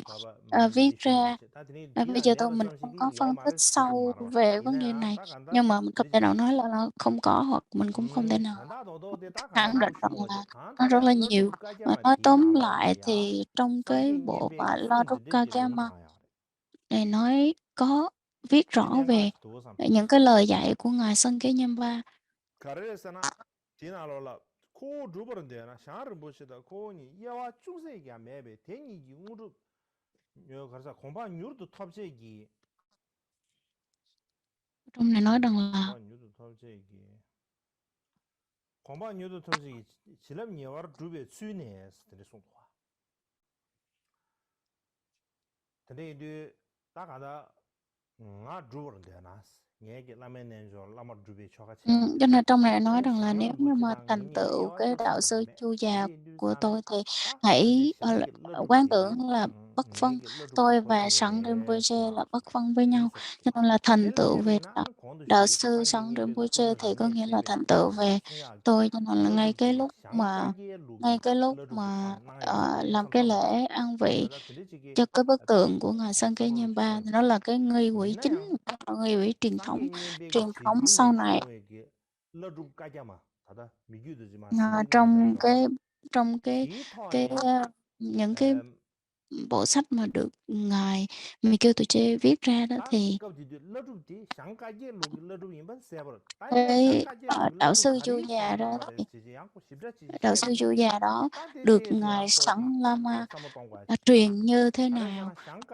nào 러루 và dùng cái nghi quỹ nào 미규도 để 지금 mà truyền xuống. 뭐가 Thì 미규도 cái đó mình 지제 cũng cần 잡아도 phải tìm 미규도 지 hiểu. 잡아 예베기 샹카제 로기 Ngài Mikio 러루 미 Tuche 말이 찍디 상게 có 녜베 hai 제시 미규도 지 마신디나 샤베 nghi quỹ. 러루 Cái thứ nhất đó là 가져마사디 của ngài 나 Sangye 디디 Nyemba 마이마데 truyền 가르사나 xuống, 자와 và cái thứ hai 샹카제 đó là 로기 임발라 미규도 지 cái 숨바나 녜 샤베게 다다 튠시 cái 야메 gốc 낸조 của ngài 세게 Sẵn 용자 Sẵn- cái bản gốc của ngài 용자 Sẵn 용자 다 Lama 디토네 나야 và 가리토네 được 나야 ngài 다 Mikio 간다 러루 Tuche viết 가리토네 lại,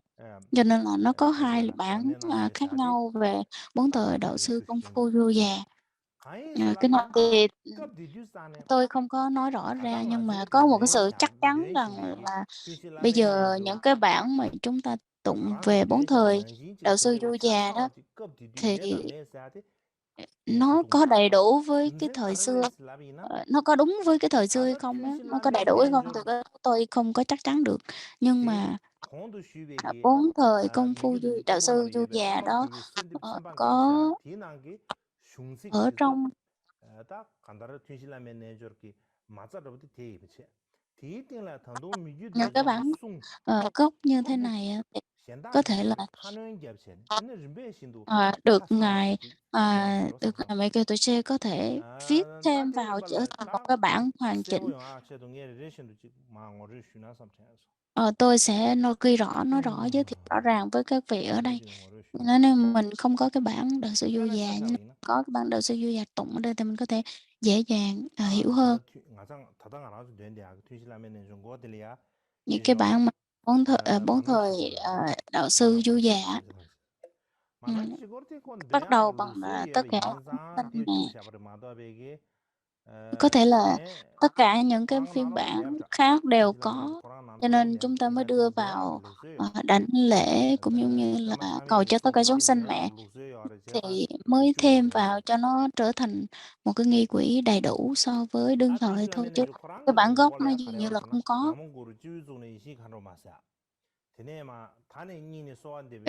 Từ đầu và bước vào đầu đó là bắt đầu là Nam Mô Guru, ngài ở trên đỉnh đầu cũng có các bậc đại kinh trí tuệ, họ xin ngài xuất hiện và thực hiện ở giữa hư không tất cả mọi trên cái ngưỡng của tánh không, ban cho con sự gia trì. Và đây là những cái từ ở của cái nghi quỹ của Sẵn Lama. Cái thứ nhất đó chính là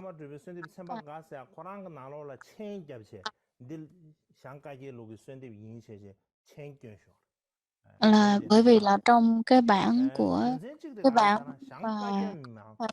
viết trong tư liệu thì người ta có giải thích là đây là những cái từ của Sẵn Lama. Và một số cái nghi quỹ thực hành về quán đảnh cũng như gia trì thì được giới thiệu và được ghi rõ, nhưng mà cái thứ tự thì nó không có được, nó hơi khác. Và những cái lời khẩn cầu khấn nguyện về thân khẩu ý, quán đảnh, gia trì, thì từng cái lời khẩn nguyện, từng cái lời thỉnh cầu, từng cái sự gia hộ thì nó có một cái văn bản khác nhau, một cái bài cầu nguyện khác nhau. Sau đó thì ngài sau đó thì tới bảy cái đời của ngài Sẵn là Padma Vajra để trên tuổi trẻ, mi kêu tuổi trẻ, sẽ đến tuổi trẻ rồi về tuổi trẻ và cầu về tuổi trẻ. Đó là 7 cái đời của 8 đời của ngài mi kêu tuổi trẻ. Đừng tính ngài thì nó có 8, có 7 về. Để đó là xong khi tuổi rồi thêm là 7 vị đạo sư mật.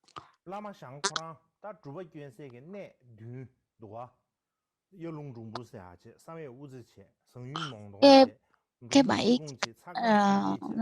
cái địa điểm bí mật của ngài Sẵn Rinpoche. Trong 7 cái địa điểm này chẳng hạn như là Gia Lung Trùng Sâm Dê Ư Tê Sa Yu Chích Khung. Thì trong có 7 cái lời là thỉnh nguyện, 7 địa điểm. Ở trong cái bản này thì nó có 2 cái tựa đề khác nhau, đó là thỉnh lời khẩn nguyện 7 thánh địa, hoặc là lời khẩn nguyện về Sẵn Kỳ Lân. Và trong cái tuyển tập của ngài đều có cái tác phẩm và như thế này được để ở phần đầu cái tuyển tập của ngài Tô Tư Chi, nhưng mà cái tên thì nó hơi khác nhau. Có nghĩa là cái tên thì như là khi là lời cầu nguyện của dòng truyền thừa Sẵn Lama.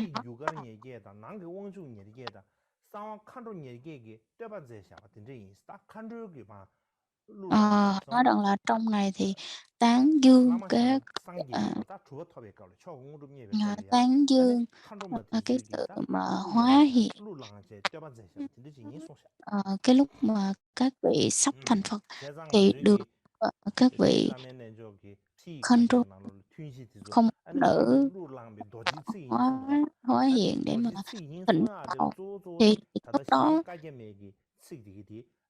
trong này đa số được trích từ những cái chữ ở trong Sẵn Gekema trong tuyển tập của Ngài Sẵn. Trước đó thì Ngài Kama Chakme và Babo Suklatanwa thì đều đề cập tới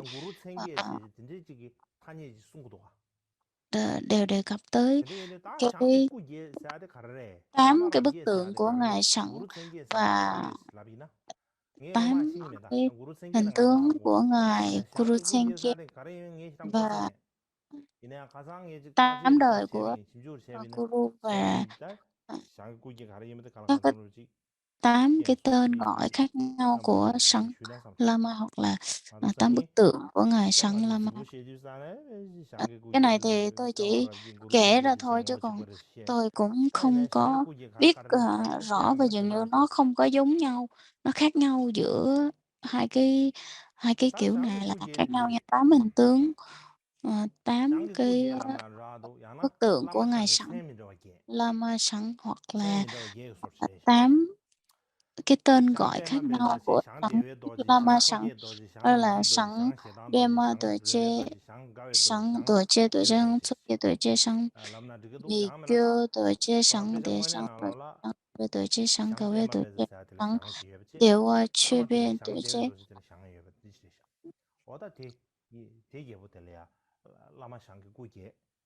Đây là 8 cái tên gọi khác nhau của Lama Sẵn, hoặc là trong cái lúc mà quán tưởng về 8 cái vị này thì quán tưởng như thế nào? Và quán tưởng như 8 cái hình tướng này thì dường giống nhau. Cái mặc áo choàng màu vàng, màu trắng và được giống như được trang hoàng bởi những cái bộ xương.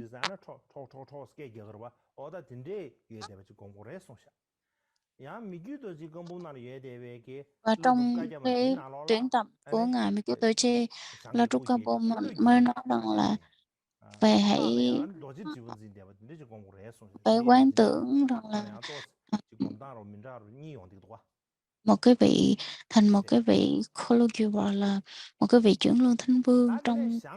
cầm tay cầm kim can trì vân vân, thì chúng ta thấy có hai cái cách quán tưởng khác nhau. Cho nên là trong trong cái tuyển tập của Ngài Mikitoche mới nói rằng các cái tên gọi cũng như là 8 cái tướng này thì thứ nhất đó là Ngài Dewa Cheben, trên đây là Sun Kemba, Padma Vajra là Ngài Kamabashi là Kama thứ hai, để trên tuổi trẻ là thứ ba, rồi trong tuổi trẻ Suki tuổi trẻ là Ngài Chodo Keso là Kama thứ bảy, Mikyu tuổi trẻ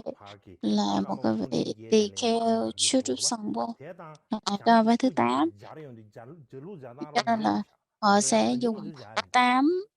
áp dụng 8 cái đời của 7 cái đời của Kamaba, 8 đời của Kamaba từ 1 tới đời thứ 8 và tương ứng với 8 cái hình tướng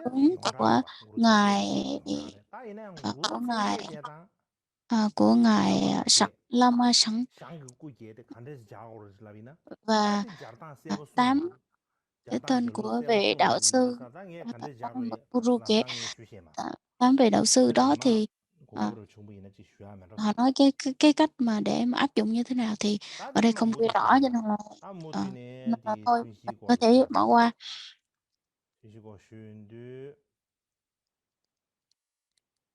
Tiếp theo đó là mình tiếp tục về 4 thời đạo sư Du Diệt.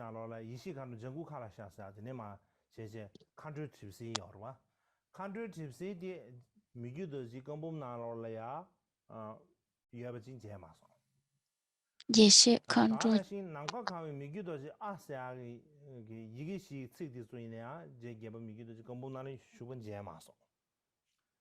Trong đây thì có những cái từ tôi không có tìm thấy ở trong cái tuyển tập của ngài chưa tôi chia, nhưng mà dường như trong cái phần mà gần kết thúc cái đoạn văn từ chữ thể hiện cái lòng từ bi compassion và bị nó được áp dụng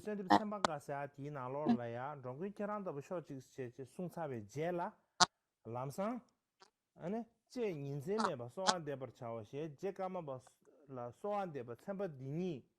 lubu namla damba o she she zejang da je ne njuk dur je ya ma do be di shugu le ya nga zu da ý nói là trong những cái bản văn gây quỹ này thì được trích và trích dẫn và những cái câu xứng đáng của các ngài.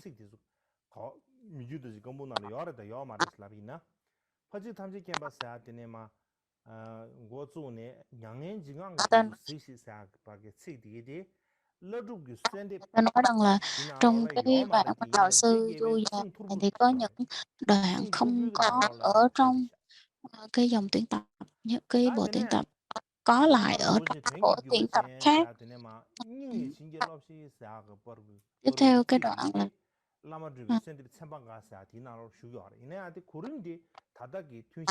những cái đoạn thì nó lại có ở trong cái bản tuyển tập nhưng mà cái thứ tự trình bày nó lại không có giống nhau như đoạn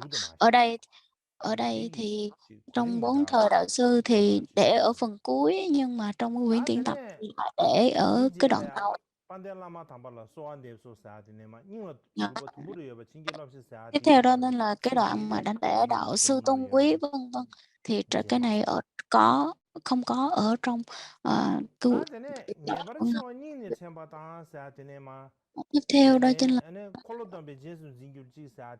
linh khẩn nguyện thầy quan cao cả. Thì trong ba cái khổ này thì tôi cũng không thấy ở trong quyển tuyển tập, nhưng mà trong cái quyển của ngài Situ Benchen đã viết có trong cái ngài Situ Benchen đã từng viết thì có, cho nên là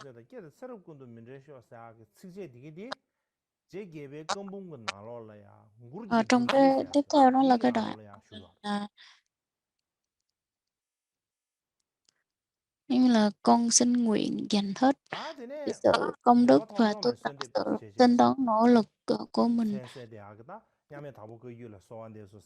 Thì trong này cái đoạn này lại có ở trong quyển tập của ngài mà kêu tôi chi. Đoạn này là hơi khó nghe bởi vì rằng là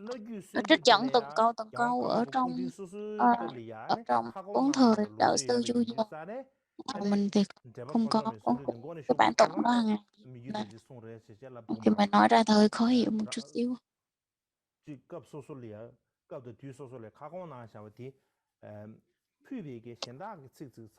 Có thể là những cái bản nghi quỹ như thế này thì ngài đã soạn tác lại cho nó rõ ràng và đẹp mắt hơn. Cái khổ cuối cùng đó chính là ba khổ cuối cùng, ý nói rằng là trong tất cả cái cuộc đời của mình, nguyện cho con tự cầu nguyện tu tập của mình, nguyện cho con mau chóng xông nhập quả vị. Thì từ cái đoạn này dường như là tất cả các tông phái cũng như là tất cả các nghi quỹ của Tây Tạng thì đều có cái câu mau chóng xông nhập quả vị kim cang trì.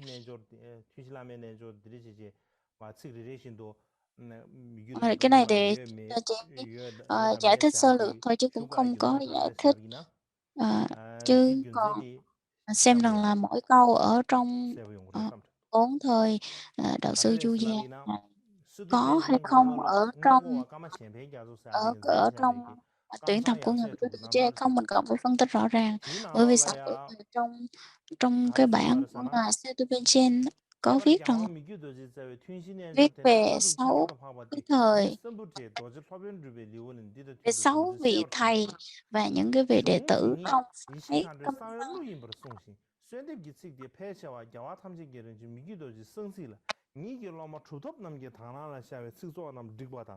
虽然对节嘛提你一片的这民间的物件吧，因为年啊说一件被虽然对现在给的你起了桥啊，一弄去，给他送多啊。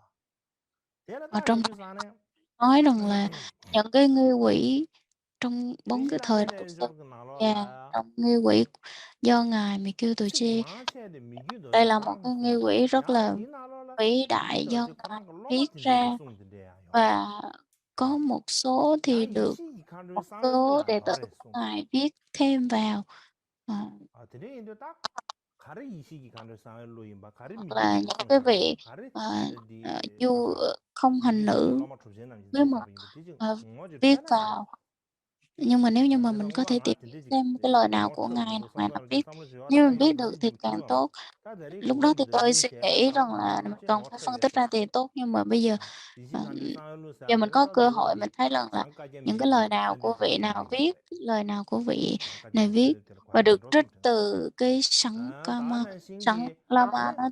nó ở chỗ nào thì nếu mà chúng ta 튼실라면은 저 thấy được, biết 측만체 được thì 미규도 nó rất 지고 là tốt 가서 hơn. 코랑 송이 바데 Ờ, 검봉 đa 나로 số 줘야지 là 되지 tất cả những nghi quỷ này đa phần là do 다 ngài 뒤나는 미규도 지금 như 검봉 tôi 나라 chưa viết, nhưng 매백이 mà 얘는 trong 측이 cái 지체리나 tuyển tập của 미규도 ngài 지고 로마 không, 주제 của 나로 ngài Mỹ Kitô không 뭐 có, thì có thể là do 아따 các 근데 vị đại 세계 đệ 고위 tử thành tựu giả của 사실 ngài viết 샤바고저 ra 인가가 제 thêm 샤바고 vào, 이슈로 봐 아따 근데 제제 có thể là do 다다야 ngài con xin nhẹ lắm viết 제제 thêm vào 괜히 차네 제바이나 làm cho nó đầy đủ 다다 hơn. 튼실라면은 저기 Nói 유삼로데 tóm lại thì là trong 이게 도질 ờ, 하베고 빌리고 세세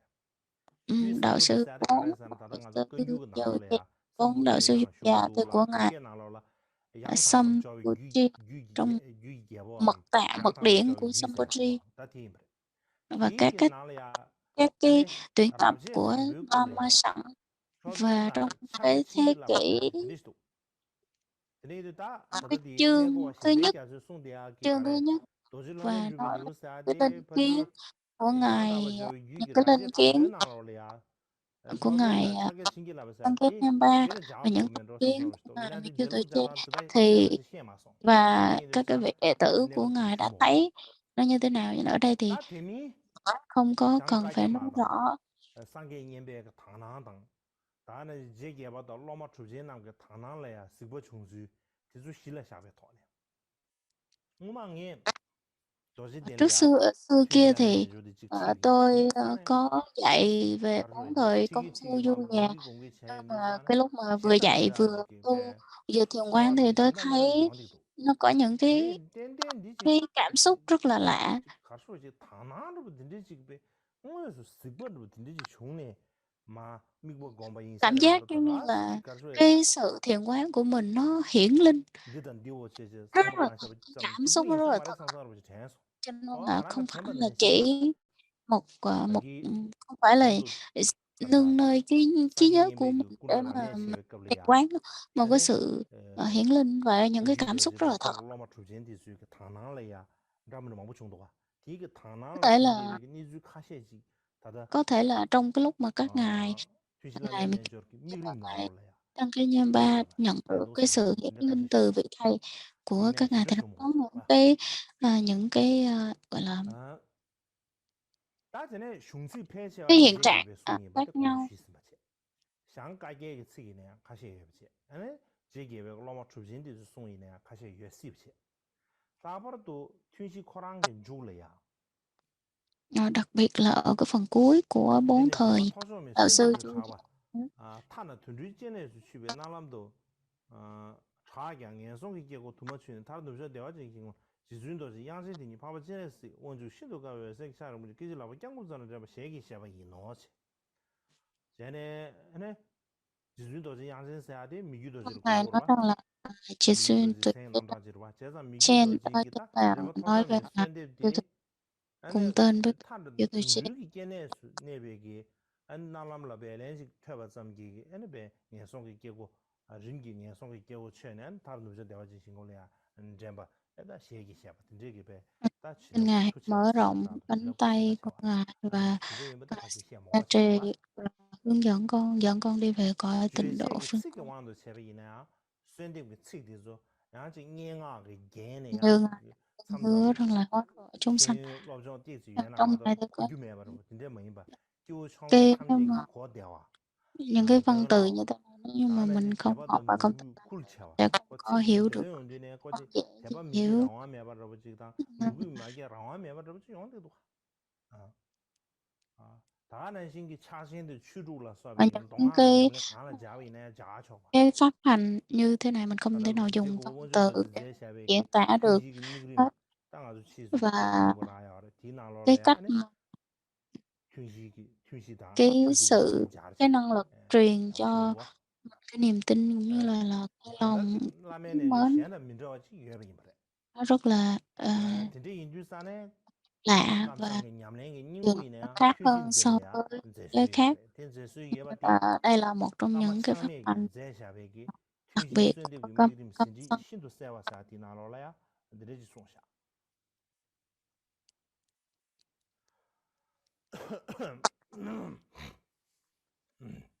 영수를 차서 검자 라서서 니숨 센숨 들러 튠송데 수엔데 사바 나브른 제수이 수에단 토라 남제 렌서도 강가다한테 춘진바데 가르바코는 주부 탐진유 마데니네 데나 체바예 감사냠 렌소데라인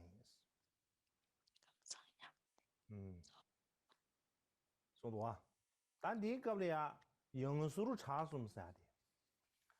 땅오만 아주 수불이야 일산다 수불에 연계돼서 배제시라 땅용이 말 다 영수를 차숨 사데 까레르스 Không biết là dân 다 Strauss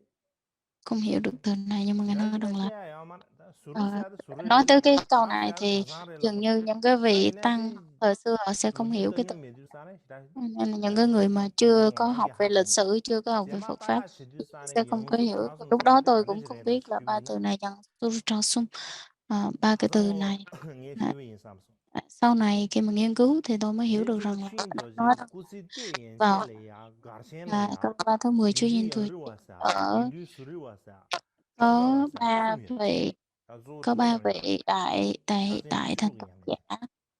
아 근데 숨이야 버치 대 À, 뭐이미 안에 가르야 곰다 tinde야 예브레 lễ thành tựu 근데 다 tu 되게라 소 về 두바 냠는 tu, 챙게 차디 여러와 nó 다 chủ yếu 두바 là những 냠는 챙게 인류산에 vị 고세기 đại thành tựu 니렌수 첸렌수 체제네 왜 튠시 họ 송체네 tu 아니 bốn thời 튠소소소소리야 đạo sư là chính, 튠지란데 낸저게 và 초 mỗi thời 인세 thì họ 초라 sẽ 제수요 thực hành đạo sư 다가고 아니 gia, 에 đạo sư đặc biệt. 쇠쇠두산다 체 và 노마사 룸님 미모 룸님 và 쇠 차베 겁다 아니 토라한다 남체 추즈다 지 분에 trong cái 숨지바 lúc mà 근데 qab리야 sáng 아니 강압 동용 거랬어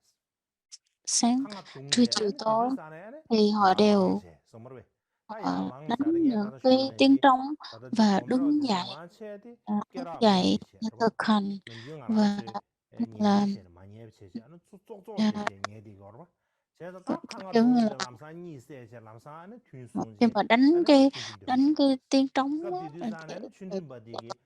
thức 가르라 dậy, 꼬라야요 không có ngủ, thì các vị không có nằm ngủ mà 꼬라야요 제 để ngồi 쪽부 탐지 ngủ, 뇽미 và 쪽부 không 사는 có 야가라 cởi 되는지 cái y phục của mình ra 미티 để mà 평세기 ngủ đâu, 고르충충 리어라 슈비마 và 어느 cứ ngồi, 고르충충 nếu mà nghe 디나라다 tiếng trống thì giật bật 미소소소 dậy để thực hành và tu tập. 레레레시 데어라 제자다 디기 Như là trong mỗi cái 쪽부제네 lều trại nhỏ 고체체네 nhỏ của mỗi 다야 người đó thì 랑제 sẽ 누구 sẽ 돌아가면서 다가 sẽ có 동자서 cái người họ giám sát, họ xem, 춘진바디 họ 야요 họ rọi 근데 야 để 랑네 야고 họ 능미면에 xem rằng 차가 là 안 cái vị đó đang làm cái gì. Nếu mà 다 tụng 제가 kinh 땅 hoặc là 세르드잖아요 알베 trì 삼린 trì mà 알로라 không 아주다 tốt á thì 깨방아 ờ, 뭐지 배 sẽ 제가 아주 sẽ nêu ra 빠르는데 cái lỗi để 남산지 mà phạt. Cái 야가 việc mà hình 주와 phạt ở 시위하는데 đây nó 야가 không phải 장님 là 시위하는데 근데 삼는나 đánh 통도 đập hoặc là này kia đâu. 이나야 Khi mà nghe tới 제게바 cái việc phạt thì mình cứ nghĩ rằng 민주도지대 là sẽ đánh, 아까도 제 nhưng mà 등바데 nhưng 제게바데 mà 제구바데 ngài mình kêu tuổi 제이게 chơi đời 말로라야 thứ 7 8 9 thì trong 두바 cái tuyển đọc 쉬사야드네 có nói rằng 파에 là dường như là không có cái việc là 야디 nếu như là tu không tốt thì 사람세르데도 không có 삼지 đánh đập thì dường như 두바 là không 쉬사야드 có 삼이 luôn, 야마다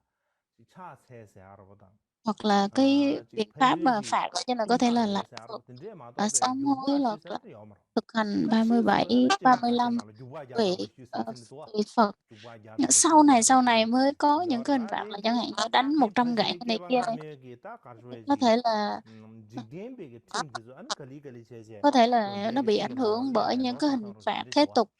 thôi, 마더지기 chứ không không 가생기 không 제이 phải 나로라야 là 두바 hình phạt 쉬사요 của 말에 가생 쉬사요 말에 trong 다는 chùa đâu. 신 까마버 듬바 제바 구바 디즈기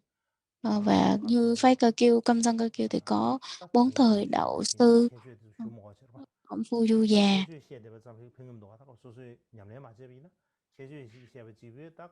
Nhưng mà chúng ta tu thì có nói bao nhiêu cái lợi ích hoặc là bao nhiêu cái thì